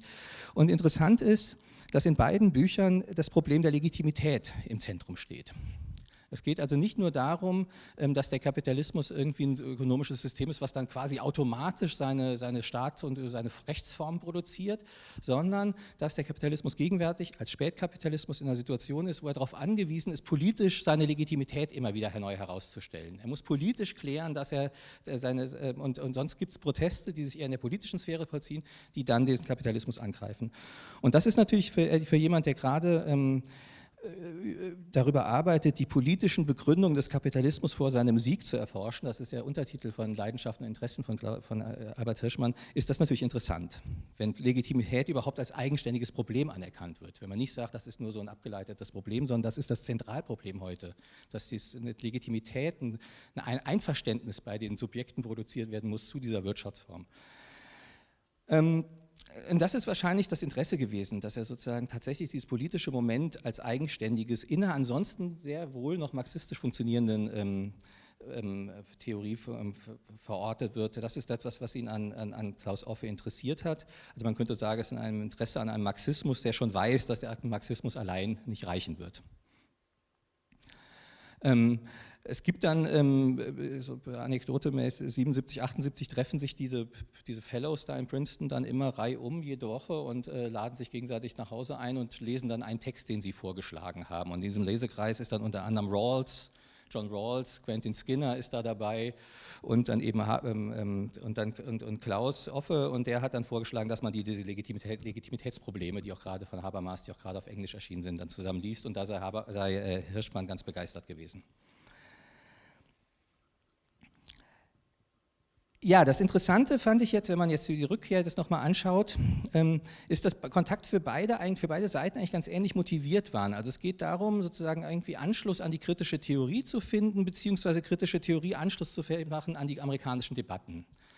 Es rauszuholen aus so einer in sich geschlossenen Blase von linker Theoriebildung, es an aktuelle amerikanische Social Sciences anzubinden, und Hirschmann nutzt wie umgekehrt die Theorie von Offe dann eher, um rauszukommen aus diesen geschlossenen amerikanischen Social Sciences. Es ist sozusagen, die leisten sich gegenseitig Übersetzungshilfe, um diese neue Situation nach 68 oder in den 70ern eigentlich zu verstehen. Und das ist durchaus, wenn wir jetzt zum Antifaschismus kommen, also glaube ich, ein wichtiger Teil des Antifaschismus der Sozialwissenschaftlergeneration von Klaus Offe beispielsweise. Ich habe eben auch schon Wolf-Dieter Nahr erwähnt. Wo hat mal jemand gesagt, das war die Generation Fulbright. Das sind also Leute, die mit Fulbright-Geld in die USA auch gebracht wurden, damit die sozusagen diese ganzen deutschen Sozialwissenschaften einmal durchlüften und auf den Stand von einer internationalen Debatte bringen, was in Deutschland, wo das noch sehr stark, also entweder konservativ ideengeschichtlich betrieben wurde oder aber in einer dann sich auch zunehmend schließenden linken Blase nicht möglich war. Also eine gewissermaßen eine Entnazifizierung der Sozialwissenschaft durch Westbindung, und umgekehrt konnte Hirschmann dann sich sozusagen mit aktueller europäischer auch Sozialphilosophie wieder verbinden, die ihn aus diesem Circle von amerikanischer Sozialwissenschaft herausführt. Und das war, glaube ich, im Übrigen auch ein Anliegen von Clifford Geertz immer, dass er sozusagen Anschluss findet wieder an diese europäischen Traditionen. Um jetzt zu diesem Problem der Rückkehr zurückzukehren, es ist so, dass sich in diesem Aufenthalt 77, 78 dann eben Sabine und Klaus Offe mit Sarah und Albert Hirschmann anfreunden und dann eben auch die Übersetzung der neuen Bücher von Hirschmann dann in die Wege leiten, jetzt aber eben beim linken kritischen Theorieverlag Surkamp. Also die Leidenschaften und Interessen und Shifting in Wolf, wenn Sie es übersetzt als Engagement und Enttäuschung, glaube ich, die entscheiden dann bei Surkamp. Und gleichzeitig ist es auch so, dass hast du auch gesagt, dass also Albert Hirschmann und Sarah Hirschmann besuchen dann Anfang der 80er Jahre zum ersten Mal alleine, ohne die Schwester, Berlin und fangen an, sich für das aktuelle Berlin zu interessieren. Und da gibt es diese Geschichte, dass dann eben Klaus ist mit Albert Hirschmann dann im Auto rumgefahren in Berlin und hat ihm das so gezeigt. Und da ist das ist auch in der Biografie, dass er dann sagte, dass er dann plötzlich anfing, im ersten Mal zu ihm Deutsch zu sprechen. Also vorher haben sie sich immer Englisch unterhalten und dann hat er da Deutsch gesprochen und das war wohl ein ganz so ein altertümliches Deutsch, was man ja von so Migranten häufig hört. Das war das Deutsch von 1933. Das war so ein schockgefrostetes Deutsch, was 50 Jahre alt war. Und Klaus meint immer, es hat ihn eher an das Deutsch seiner Großeltern erinnert. Das war wohl so sehr ganz eigentümlich und gleichzeitig, das fand ich ganz lustig, meint er, dass es eben auch so ein altes Deutsch war, aber auch das Deutsch eines Teenagers, der seitdem nicht mehr Deutsch gesprochen hat. Das sei auch ein altertümliches Teenager-Deutsch gewesen. Und eben bei diesem Rumfahren hätte Hirschmann dann immer so Teenager-Sprüche auf Deutsch losgelassen, hat so versucht, ob das noch funktioniert. Unter anderem ein Spruch, meinte Klaus, das ist der Einzige, der sich gemerkt hat, keine Feier ohne Meier. Also das ist sozusagen das hat er dann angefangen, sich wieder mit Deutsch auch als Sprache zu beschäftigen, was wir gehört haben, was für ihn sehr wichtig ist. Interessant fand ich jetzt auch im Gespräch mit Klaus nochmal, dass Klaus selbst diese ganze politisch-theoretische Richtung, die ich jetzt hier dargelegt habe, dass er eigentlich meinte, dass das dafür, dass Hirschmann dann in den 80ern sehr viel Zeit wieder in Berlin verbracht hat, eigentlich zweitrangig war. Dieses Interesse an Deutschland und an deutscher Theorie sei wichtig gewesen, aber eigentlich nicht wirklich wichtig, sagte Klaus jetzt sozusagen im Rückblick, auch in Bezug auf seine Rolle. Er meinte, eigentlich sei Kontakt zu Wolf Leibniz und über ihn zum WIKO, zum Wissenschaftskolleg hier sehr viel wichtiger gewesen. Leibniz war in Ende der 70er Jahre auch mehrere Jahre Fellow in Princeton und hat auch ein Angebot gekriegt, da zu bleiben, ist dann aber nach Berlin zurückgekehrt und hat hier eine Professur dann in der FU gekriegt und war dann ja ab 86 Rektor am Wissenschaftskolleg. Und als solcher hat er dann Hirschmann immer wieder eingeladen. Und zwar auch für lange und wiederholte Aufenthalte hier und auch für sehr großzügige Aufenthalte. Das hat Klaus dann auch gesagt. Also, Hirschmann hätte immer die große Wohnung oben gekriegt, während die anderen Fellows unten in diesen kleinen Wohnungen sein mussten. Und das führt dann dazu, dass die Hirschmanns tatsächlich ab Mitte der 80er Jahre sehr viel Zeit in Berlin verbringen und dann auch hier sich sozusagen in die politische und vor allen Dingen in die kulturelle Szene wieder einfinden. Also Klaus meinte dann, es gab eine Zeit, wo man kaum in irgendeine Ausstellung oder ein Konzert gehen konnte, ohne dass man den Hirschmanns über den Weg gelaufen ist. Und das Interessante ist jetzt, dass das Anliegen von Leibniz, er hat ja jetzt vor kurzem einen sehr, sehr schönen Text, der ist jetzt vor kurzem erschienen bei Soziopolis, er hat letztes Jahr im Hamburger Institut für Sozialforschung über Hirschmann geredet, das ist ein sehr, sehr schöner Text. Da wird das auch klar, dass für Leibniz dieser Kontakt zu Hirschmann, klar einerseits der Kontakt zu einem großen amerikanischen Sozialwissenschaftler, aber dass es auch eine Art antifaschistische Wiedergutmachung für ihn war. Es ging darum, dem Vertriebenen, der jetzt in der neuen Heimat wirklich hochgeachtet und berühmt ist und der Welt berühmt ist, der aber in Deutschland nicht so wirklich bekannt ist, dem die Möglichkeit zu einer ehrenvollen Rückkehr zu geben. Dass man also sagt, der heimlich und unter Gefahr aus Berlin flüchten musste, dass der jetzt sozusagen gewissermaßen im Triumph zurückkehren kann.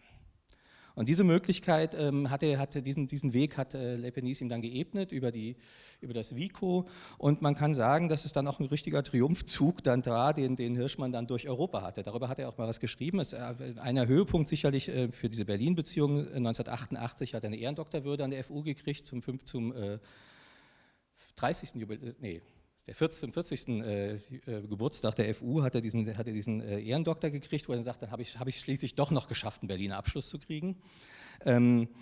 Und die FU hat sich ja auch sozusagen in der freien Tradition der Universitätskultur verstanden, die 1933 hier abgebrochen wurde und die sich 1945 auch nicht wirklich in Ostberlin wiederherstellen wollte. Und in dieser Tradition ist es sozusagen ganz wichtig, dass dann so jemand wie Hirschmann da einen Ehrendoktor kriegt.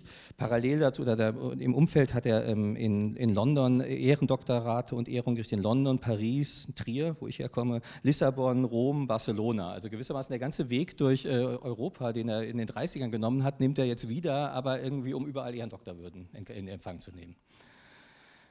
Und man kann sagen, auch als Wissenschaftler ist er angekommen, die Rhetoric of Reaction und die Propensity for Self-Subversion, also die beiden Bücher, die in den 80ern dann erscheinen, die sind auch sofort ins Deutsche übersetzt worden und bei Hansa erschienen, und zwar ohne, dass von außen jetzt da auf den Verlag irgendwie eingewirkt werden musste, und die haben das einfach übersetzt, weil das die Sachen waren, die man gerade haben wollte und übersetzen musste. Also man kann sagen, es gab sowas wie einen endogenen Ruhm, also so einen Ruhm, der aus sich heraus dann auch erwachsen ist. Um jetzt die Sache um dem Immigrant und Immigré zurückzukommen, das heißt, gewissermaßen diese ehrenvolle Heimkehr, wie ich das jetzt eben genannt habe, die Leibniz ihm bereitet hat, kann man sagen, die hat funktioniert. Das hat geklappt. Er ist sozusagen zurückgekehrt als Immigrant, der jetzt plötzlich dann eben geachtet ist und in Position gesetzt wird, aber es lässt ihn als Immigrant auch gewissermaßen in seiner Position. Er wird sozusagen der Ehrengast. Die andere Verbindung, die über die kritische Theorie und das Interesse an einer Neuartikulation von Voice und an dieses Interesse an einer demokratischen Reformierung der Gesellschaft, also der Versuch, dass aus dem Immigrant wieder ein Immigré wird, hat auf jeden Fall auch zu Missverständnissen geführt. Und es war nicht ganz einfach, glaube ich. Das ist auch bei Jeremy Adelman in der Biografie gesagt, also 1977, als Klaus Offe dann nach Princeton ging, muss man sagen, Ende 1977, deutscher Herbst, es gab die Diskussion über Berufsverbote noch, es war der Höhepunkt der Sympathisantenhatz, es gab diese unselige Mescalero-Affäre, also wo dann zu diesem Nachruf auf Buback, der dann irgendwie als Sympathiebekündung für die RAF gedeutet wurde und der dann, was dann dazu führte, dass eine ganze Reihe von Professoren so einen Aufruf unterschrieben haben, um die Meinungsfreiheit zu schützen, unter denen aber auch Klaus Offe. Da wollte Hirschmann dazu bringen, dass er dazu Stellung bezieht, dass er so einen Brief unterschreibt, dass er irgendwie sagt, hier, Moment, in Deutschland ist gerade die Meinungsfreiheit, die demokratische Kultur bedroht von diesem Autoritarismus, der sich aus dieser Terroristenhatz beispielsweise ergibt. Und da hat sich Hirschmann, und das hat Klaus jetzt neulich auch nochmal sehr entschieden gesagt, hat sich Hirschmann strikt geweigert. Das wollte er überhaupt nicht. Diese Art von Stellungnahme hat er zurückgewiesen. Das heißt, also er wollte nicht als jemand erscheinen, der von außen jetzt da reinredet in diese deutsche Situation und sich irgendwie so da jetzt sagen, in einer Situation, wo man sicherlich sagen kann, also ich glaube, er hat das wahrscheinlich genauso gesehen, aber er hat da keine Stellung bezogen. Und es gibt auch, glaube ich, gab auch einige Irritationen oder Befremden Ende der 80er dann, das hat mir ein anderer Zeitzeuge erzählt, am Vico hat Hirschmann einen Vortrag gehalten und das war auch 80er Jahre, ich meine, da muss man sich auch vergegenwärtigen, Kohl-Regierung, geistig-moralische Wende, es gab diesen ganzen Geschichtsrevisionismus zu der Zeit auch, also 85 ist Kohl mit Reagan nach Bitburg gefahren, zu diesen Kriegsgräbern, wo auch diese SS-Leute lagen, da haben die Ramones einen schönen Song zugemacht, Bonzo Goes to Bitburg. In diesem Milieu, in dieser Zeit, hat Hirschmann dann seinen Vortrag am Vico mit einer Lobrede auf die wunderbare demokratische Entwicklung in Deutschland begonnen und dass in Deutschland eigentlich, in Westdeutschland, eigentlich alles richtig läuft und dass das genau so muss ein demokratischer Staat funktionieren und mit einer Lobhymne auf Richard von Weizsäcker, den Bundespräsidenten, der ihn wohl kurz vorher empfangen hatte. Also dieses Ehrenvolle hat dann dazu geführt, dass er das irgendwie alles so gut findet, und das hat bei Leuten, die vielleicht auch mit guten Gründen kritisch gegenüber der Situation in Deutschland waren, durchaus auch für Irritation gesorgt. Also da muss man sagen, gab es tatsächlich wohl auch so, es gab gegenseitige andere Erwartungen und Missverständnisse. Interessant ist, dass jetzt in dieser Konstellation, und damit möchte ich jetzt dann noch abschließen, wo gewissermaßen diese geplanten Versuche Hirschmann jetzt zum Beispiel als kritischen Intellektuellen zurück nach Deutschland in die deutsche Debatte wieder einzuführen, wo die gewissermaßen auch ein bisschen scheitern, dass da etwas dann wieder greift, was Hirschmann selber immer die Launen der Geschichte nannte. Also dann passiert plötzlich was kein Mensch voraussehen konnte, und dass dieses Eingreifen in diese Situation nicht aus dieser Konstellation der alten BRD heraus geschieht, sondern dass tatsächlich etwas passiert, was Hirschmann dann selber seinen Wiedereintritt in deutsche Politik und Geschichte nannte, und das ist dann der Mauerfall gewesen. Und jetzt möchte ich ganz kurz zum Abschluss auf diesen kurzen Text zu sprechen kommen, den wir auch demnächst da wieder mit abdrucken werden. Abwanderung, Widerspruch und das Schicksal der Deutschen Demokratischen Republik, ein Essay zur konzeptuellen Geschichte. Also Exit, Voice and Loyalty jetzt im Verhältnis zur zum Ende der Deutschen Demokratischen Republik gesetzt. Das wurde 1992 im Leviathan veröffentlicht. Vorher aber hier in Berlin auch am Vico schon vorgetragen. Das akademische Jahr 1990/91 hat Hirschmann dann wieder am Wissenschaftskolleg in Berlin verbracht und hat er zu seiner eigenen Verwunderung, wie er schreibt, aber natürlich auch zu seiner gewissen Befriedigung festgestellt, dass Exit, Voice and Loyalty und diese Unterscheidung von Exit, Voice und Loyalty, diese schwierige Unterscheidung, wo er gesagt hat, das ist nicht ganz einfach immer zu klären, was ist, plötzlich als Deutungsmuster für diese geschichtlichen Umbruchprozesse wieder auftaucht. Also Henning Ritter hat so einen großen Artikel in der FAZ geschrieben, aber es taucht auch in allen möglichen sozialwissenschaftlichen Untersuchungen, wird plötzlich Exit, Voice und Loyalty als Kategorien verwendet, um das Ende der DDR zu verstehen.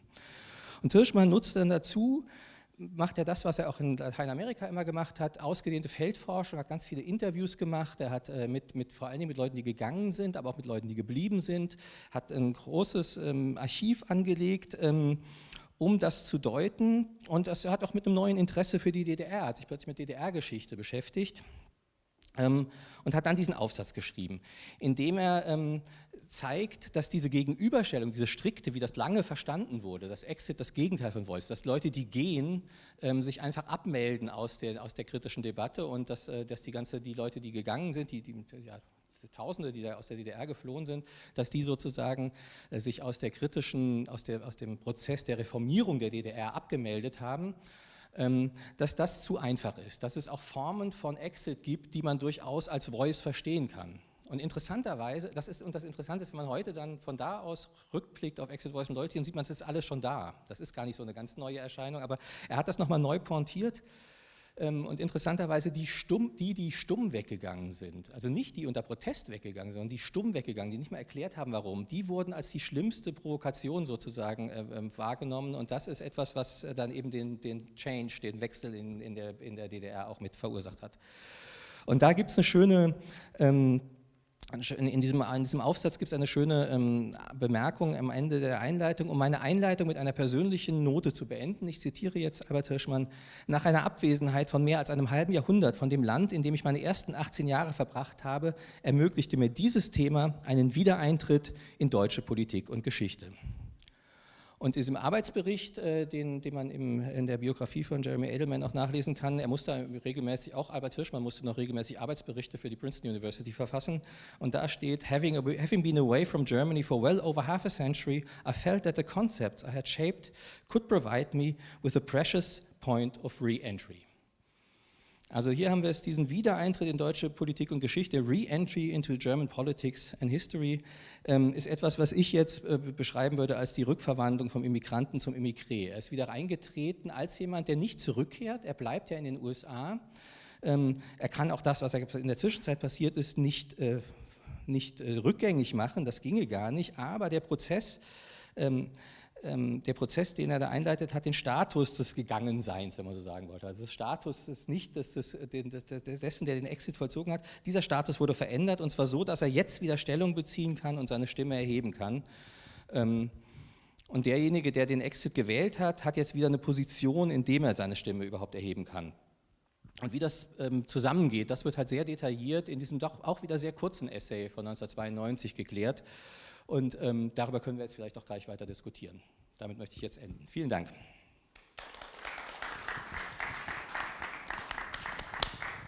Ja, vielen Dank, Patrick. Wir machen gleich weiter. Wir machen hier nur einen kurzen Umbau, also genug Zeit, vielleicht 5 Minuten wird es geben, um sich ein Bier zu holen.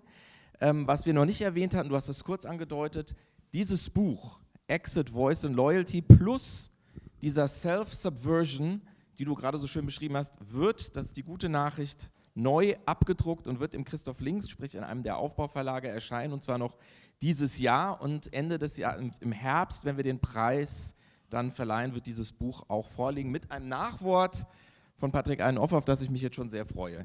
Ich freue mich jetzt auf euer Gespräch. Ulrich, Jeremy, Patrick, wir brauchen, glaube ich, noch einen kurzen Moment. Ja? Seid ihr soweit? Okay. 5 Minuten Pinkelpause, ja.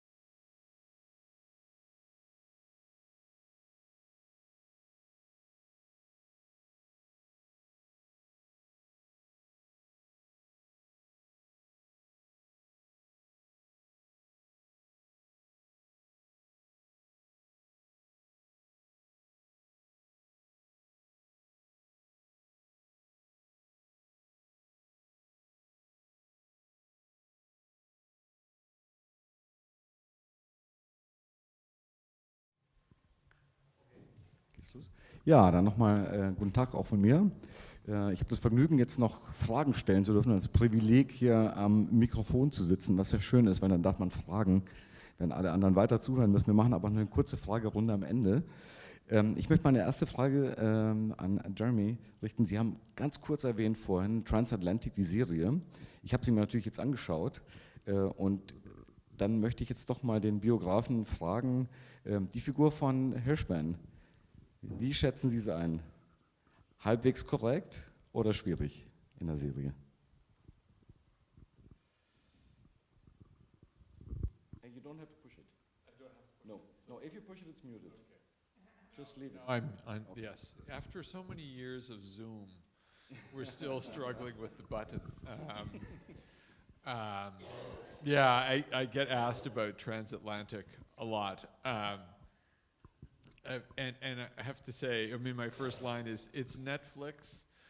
They never tried to be authentic, although it's worth saying that the director was in touch with me about particular images and scenes. She did want to do some reenactment, but was very clear that she was going to take a lot of liberties. Of course, the ending is completely fabricated. Albert leaves. He does not stay to join the resistance in France. So that's. But the relationship with Mary Jane Gold is a complicated one. She's fascinated. So if you've seen the series, it's largely the series seen through her eyes, driven by her memoir, which is a very interesting memoir. And there is some question about whether they had a relationship or not. And people would always, some people say, no, you have to clarify that they did not have a relationship. I, as a historian, can't deny, I can't claim one or the other, but Albert Hirschman was a very charismatic, very attractive. I would not be surprised if he had had a relationship with her. So I was not going to go on the record as saying, no, this was somehow false. There was certainly something romantic about what they were doing there. I mean, we could talk about what that mood was and in emergency times, what relationships get produced. I mean, there is a trope, it's a literary one too, about relationships in emergencies and crises. All those Graham Greene novels where the romance figures as part of the action. So I would not be surprised. So if you watch the series, you have to be a little bit critical of that, but it is plausible. Okay, danke dafür, für diese Einschätzung. 10 Jahre haben Sie gearbeitet, wurde gerade eben schon erwähnt an Ihrer Biografie. Sie haben Hirschman kennengelernt, der hat irgendwann mal, als Sie junger Professor waren, bei Ihnen angerufen. Das heißt, Sie haben die Bekanntschaft schon vor einiger Zeit mit ihm gemacht. Wann sind Sie auf die Idee gekommen, warum diese Biografie zu schreiben? Also was war das ursprüngliche Interesse an dieser Figur, an diesem Autor und Wissenschaftler? Yeah, I mean, I am not a biographer, though I have fallen in love with the genre. And most of my books deal with big structural questions around political and economic development. And I had always read Albert Hirschman. And I have a memory as a student in Canada of this green book on my father's shelf. My father was a philosopher, a Hegelian scholar. And he had this little book with a very thin, all the Hegel books were big. And there was this little green one with this green spine called The Passions and the Interests. And of course, all the Hegel books, the titles had no interest for me, but that one looked very interesting. And I still have that copy of the first edition of the 77 book. I guess I was about 16 or 17 when the book came out. So as a Latin American scholar, myself, many years living in Latin America, he looms very large in Latin American social science. One might say, and I think you're absolutely right, much larger than he did in the European social sciences. We'll come back to this in a minute. And so I had been reading him all the time. I never thought about writing a book. And the idea came to me, it was actually not my idea, it was my wife's idea, because I was at the Institute. I would go have a lunch every week with Albert, who was by then getting quite old. And I came home always telling stories, and it was she who said, you know, has anybody written, you keep coming home with these stories, has anybody written his biography? In retrospect, of course, the temptation is to think he was planting the seeds in a very Hirschmannian way, allowing you to reveal the project as if it were your own. This is what he calls revolution by stealth, right? That you find it yourself, and that's what he had been doing all along. And that's also plausible. But that's how the project got started. A key turning point, and it was very moving to have Katja up here on the screen for a biographer, was until that. So when I began to talk to them about writing the biography, there was so much to read, so much of the written stuff, so many interviews, and yet for a big part of, and then declassified documents from the World Bank, the US government, so on and so forth. But I never felt I got close to him.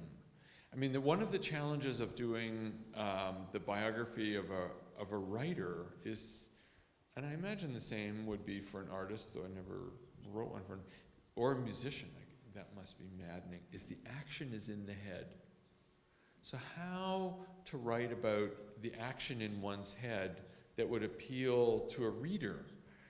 And I felt I couldn't get outside his head.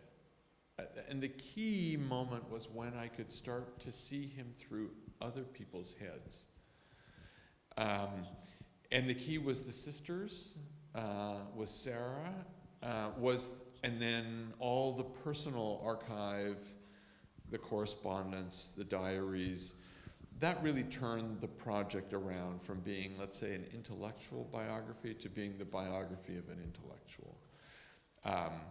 And suddenly the dynamism became more alive, and we often don't, and for people who work on, I mean, it'll be interesting to see how you handle Lukács, that the tradition of writing intellectual biography is to do it from the inside out. And so how to go outside then required expanding the radius of people whose voices were in the picture.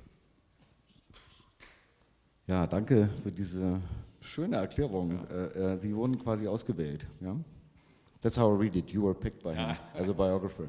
Dann lassen Sie uns zu den Ideen kommen. Was ich am faszinierendsten fand, Sie haben das erwähnt vorhin ganz kurz, ich habe es in verschiedenen Texten gelesen, das ist vielleicht eine Frage an beide jetzt. Die Episode, die mir sehr wichtig zu sein scheint, war das Treffen mit Eugenio Colorni, der ja anscheinend, wenn ich es richtig verstanden habe, schon in Berlin war, als Hirschmann in Berlin antifaschistisch tätig war mit der sozialistischen Arbeiterjugend, wo sich wahrscheinlich auch die Schwester und Colorni zum ersten Mal gesehen haben und später nochmal in Italien. Und was mich fasziniert hat, war der Begriff der kleinen Ideen. Und mir scheint es sehr wichtig zu sein für alles, was da später entwickelt worden ist von ihm. So die Frage an Sie beide, die kleinen Ideen. Wie wichtig ist das? Welche Auswirkungen hat es, wenn man an die kleinen Ideen glaubt und nicht an die großen Ideen oder gar die Pläne? Vielleicht fangen wir hier an, weil Sie noch nicht dran waren. Ja, ich fand das jetzt auch tatsächlich nochmal, wenn man sich das anguckt, dieses antifaschistische Engagement, das ist tatsächlich auch so eine Bewegung weg von diesem eher deutschen und wofür tatsächlich dieses Neubeginnen und dieser Löwenheim noch stehen, das ist wirklich diese Tradition des wissenschaftlichen Sozialismus. Und es hat diese Bündnispolitik und es hat vieles, was so sehr auch irgendwie vorwärtsweisend ist zu der Zeit, auch dieses, dass Sie sagen, zwischen SPD und KPD vermitteln und nicht was Drittes gründen, sondern sondern versuchen, so, aber diese Idee, die Theorie, die dahinter steht, ist sehr traditionell und fast sozusagen der Vorwurf an die KPD und an die SPD war, ihr seid nicht wissenschaftlich genug gewesen.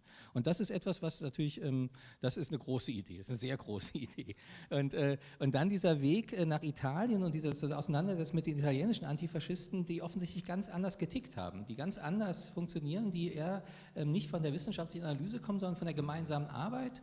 Und dann sich dann daraus das dann erschließt, dass man sich dann sozusagen, das ist ja Sie haben das sehr schön gesagt, auch dieses gemeinsame Engagieren ist erkenntnisfördernd. Man muss nicht erst die Erkenntnis haben, um sich dann engagieren zu können. Und das ist, glaube ich, was für diese ganze, das ist dann mit den Petit-Ideen und mit diesen kleinen Ideen, das ist aber für die ganze Entwicklungsökonomie auch total wichtig bei ihm. Also diese ganze Entwicklungsökonomie funktioniert eigentlich daher, dass man erstmal macht und sich dann überlegt, was man, also diese schöne, hat einen schönen Aufsatz geschrieben darüber, um diese Idee zu widerlegen, ein Schritt nach dem anderen. Das ist sozusagen, und das ist, glaube ich, aber wiederum die Idee auch des Parteiaufbaus und so, das ist sozusagen ein Schritt nach dem anderen. Erst die wissenschaftlichen Grundlagen klären, dann gucken, mit wem kann man, dann die Klassenanalyse und dann kann man. Und genau das haben diese Italiener nicht gemacht. Und da ist, glaube ich, Colorni gewissermaßen die Figur, in der das alles zusammenläuft.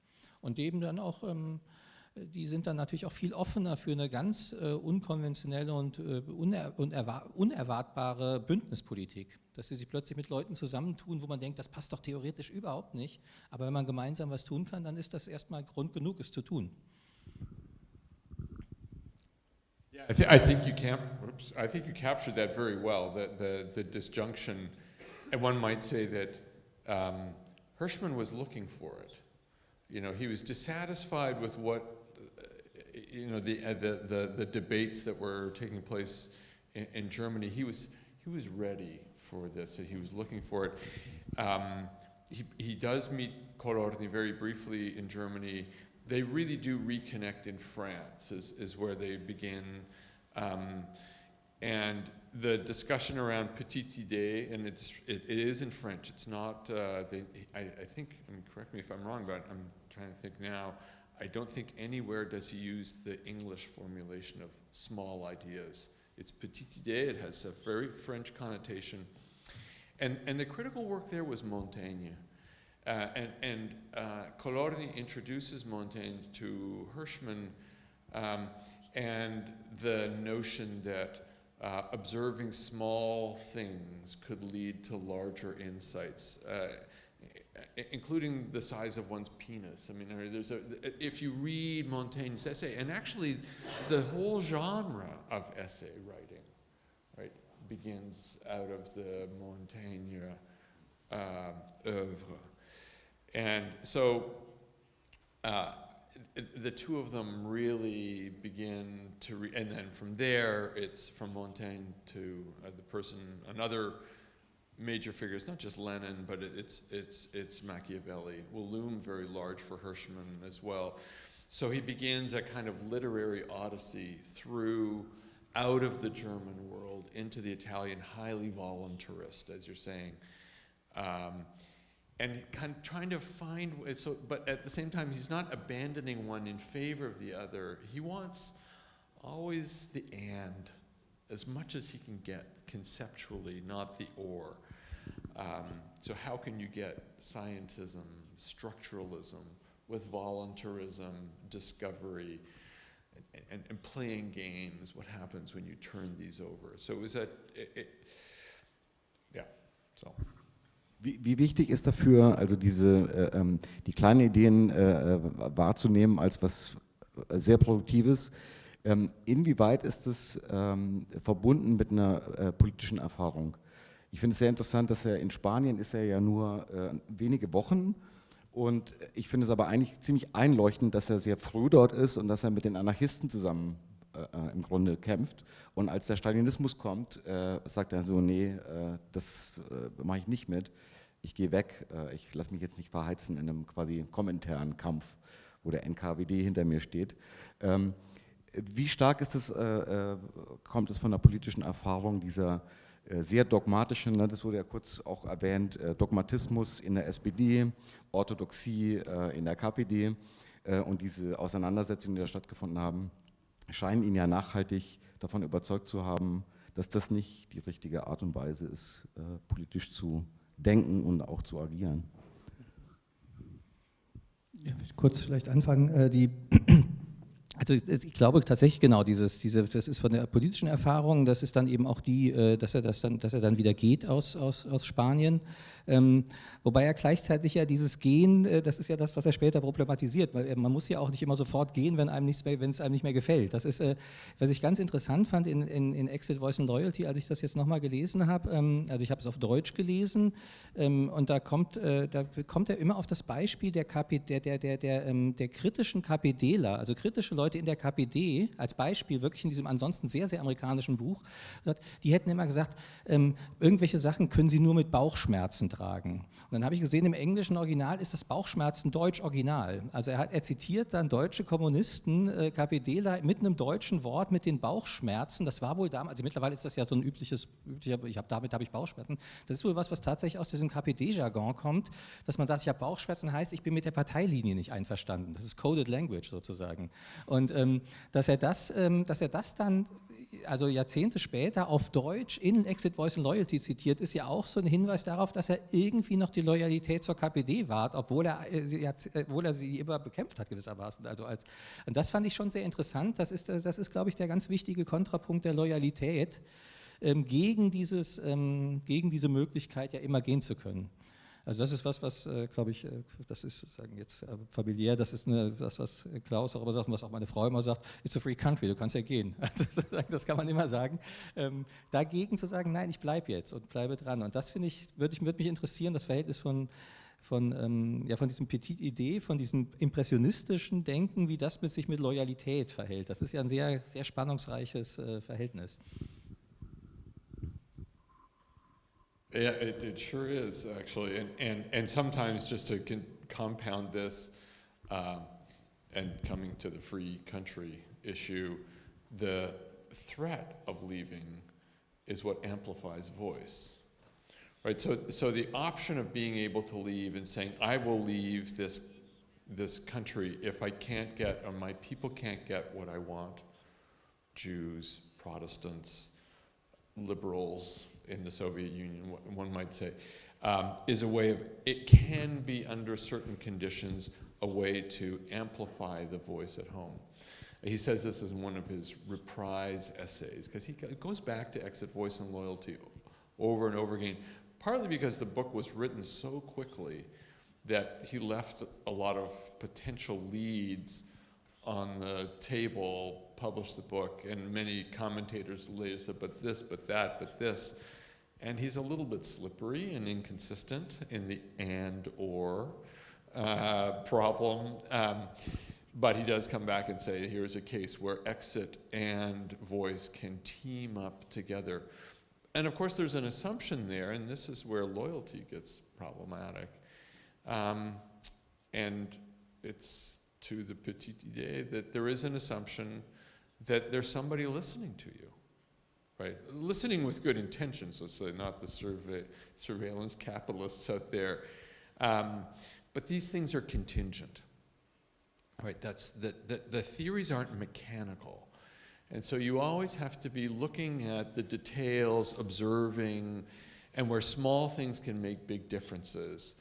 And that's the point about the calculus. So don't be mindless in your revolution. Right? You do have to have coordinates and theories about what's going on, but don't turn them into dogmas.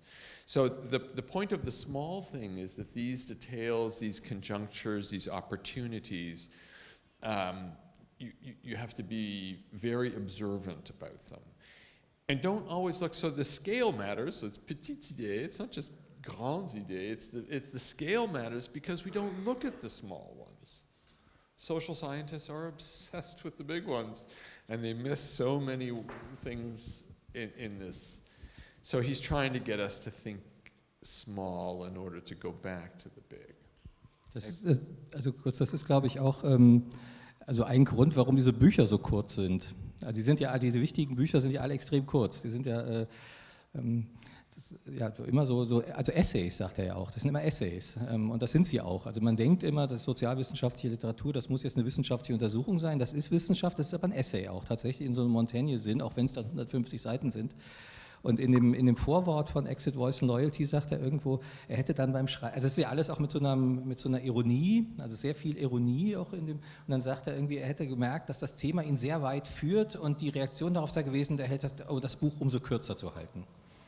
Also das ist auch diese Idee der Verdichtung und dass es sozusagen funkelnd wird und auch dieses Vieldeutige hat, dadurch, dass man es einfach kurz macht, dass man eben nicht in die Breite geht und sich das nochmal erklärt und das nochmal, sondern dass man es, und das ist eben auch so ein bisschen, glaube ich, dieses Ethos von Patrick-Eiden-Offe, dass es auch so formuliert ist, dass man es, wenn man es nochmal liest, es anders versteht womöglich. Was jetzt auch kein Merkmal ansonsten, glaube ich, von guter sozialwissenschaftlicher Literatur ist. Da ist ja eher Eindeutigkeit gefragt. Und das fand ich schon interessant, diese Kürze auch, die Brevitas.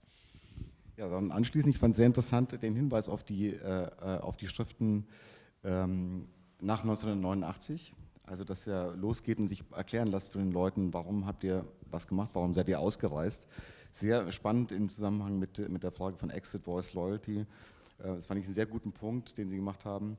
Wenn die Leute sich noch nicht mal erklären und einfach ausreißen, oder illegal oder legal, das ist der größte Affront für diesen Staat, der doch immer denkt, er hätte seine Bürgerinnen und Bürger überzeugen können, dadurch, dass es ein vernünftiger Staat ist, ein Staat, der für alle da ist. Und wenn dann die Leute sich nicht erklären und sagen, wir wollen hier aber nicht mehr sein, dann ist das die größtmöglichste Provokation, haben Sie es genannt, die man machen kann. Zu welchem Schluss ist er denn gekommen? Das haben Sie nicht gesagt. Oder hat er auch hier wieder keinen pointierten Thesenschluss gezogen, sondern ist im Offenen geblieben? Nee, ich glaube, also so ein Schluss ist es nicht. Das ist tatsächlich eine Beobachtung und der Text heißt ja ein Versuch in konzeptueller Geschichte. Also es ist ein Versuch, das sagt er auch immer, es sind sozusagen diese Observations, das genaue Hingucken und dann Versuch, Modelle zu bauen, die dann aber immer klar als heuristische Modelle fungieren und nicht als Erklärung oder so, sondern es sind Modelle, die auch dann fast, also mit dieser Idee der Selbstsubversion, sie sind immer dann gut, wenn sie nach 10 Jahren nicht mehr funktionieren. Wenn sie irgendwann immer funktionieren, dann sind es keine guten Modelle. Also es ist so ein bisschen dieses, also er hat durchaus sozusagen in diesen Texten auch so einen Spaß an so durchaus rigiden und auch schematischen Modellen, solange man in Erinnerung sich behält, dass es Modelle sind. Das sind auch in Exit, Voice and Loyalty, der Anhang sind ja dass er das immer in Kurven dann einträgt und in Charts. Das ist ja irgendwie auch was dieser Theorie eigentlich nicht entspricht, aber er versucht das dann wieder zu mathematisieren. Und diese Ironie auch von Modell, dass das Modell eben immer in Gefahr gerät, zur Theorie zu werden, und dann muss man es eben auseinandernehmen wieder. Das fand ich, das ist, glaube ich, das Entscheidende, dass eigentlich selten Thesen hinten rauskommen. Am Ende wird es oft auch nochmal in Frage gestellt oder er sagt dann bei Passions and Interests, das war jetzt ein kurzer Versuch und ich hoffe, es war kurzweilig oder so. Also so ein bisschen so, als ob es so Unterhaltungs... und das ist, es sind nie Thesen, die weiterführen oder so, sondern man muss arbeiten damit. Ja, wir haben jetzt schon 20 nach, eigentlich offiziell war 15 Uhr gesagt, hören wir auf. Ich würde aber gerne doch nochmal die Möglichkeit geben, gibt es denn Fragen aus dem Publikum? Also mein Zettel ist noch voll, ich könnte jetzt noch eine Stunde weiter fragen, bitte. Ich weiß nicht, haben wir ein Saalmikrofon? Also ich komme einfach zu Ihnen, dann kann das...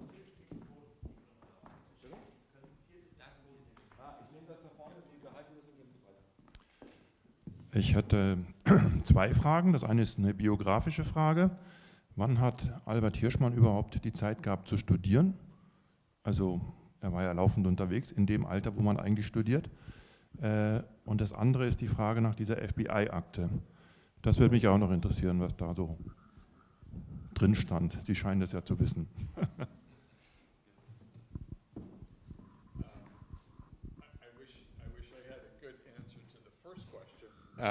Because I think he invented the 36-hour day to be able to do all these things, make notes. For starters, he wrote extremely quickly.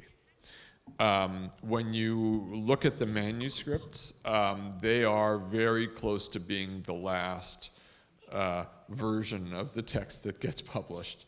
And he very quickly moved on to something else, and in fact, Sarah would often say, she would read the first draft and say, oh, you should think about this, think about this. I'm on to something else. So he didn't spend a lot of time obsessing about revisions like some people in the room. So he was a time saver. He also was a terrible teacher.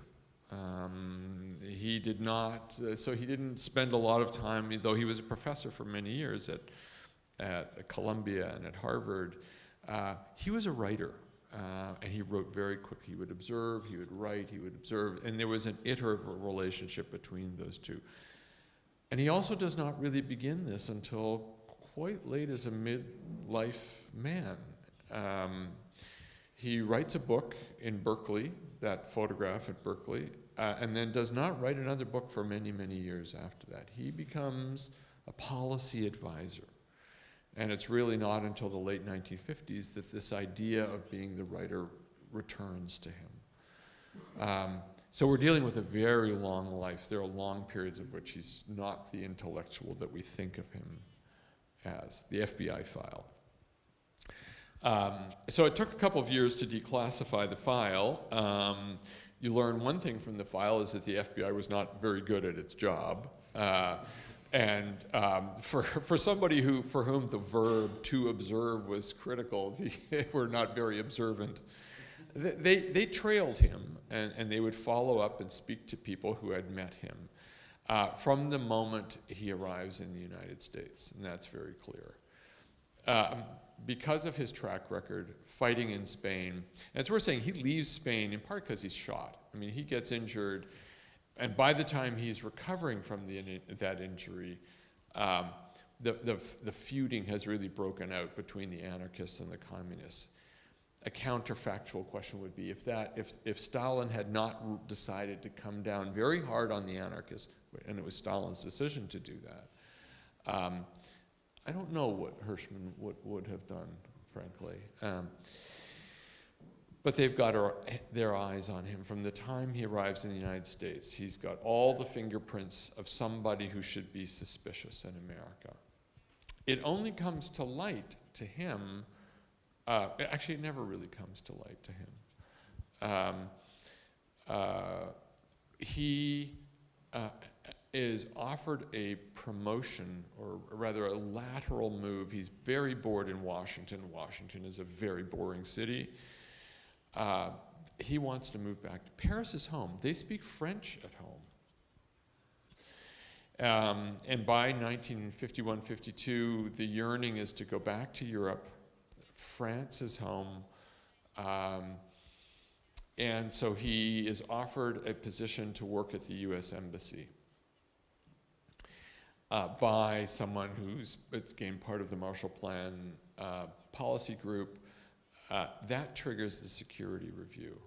And not only is he then denied the position in the French embassy, he's also told by a colleague at the Fed that he better start looking for another exit. When I interviewed him and asked him, well, what were you thinking? Why did you get fired from your position? He was evasive. That was a hard thing for him to deal with. He ran down the street, found an old friend of his who was working at the World Bank. His old friend said, we have this great thing happening in Colombia. We need someone like you. You know a little bit of Spanish. Go. And that was... so the FBI file clearly had triggered, so you can see in the dossier the points at which they are talking to people, the people that they are speaking with, about the track record of the reasons for his, for why people should be suspicious of him. That was enough in the McCarthyite age to get thrown out of the federal government. And he was one of the thousands who were fired as a result. Gibt es noch eine Frage? Jetzt sind alle verständlicherweise müde, weil wir hier schon lange sitzen. Dann würde ich sagen, weitere Fragen im Persönlichen an der Bar. Wir gehen noch ein Bier gemeinsam an der Bar trinken, hieß es. Sie sind alle eingeladen, herzlich hier einmal um die Ecke rum gibt es Bier. Ich habe meins schon besorgt. Vielen Dank an Sie beide, es war sehr spannend und danke für die Einladung, danke fürs Hiersein. Schönen Abend.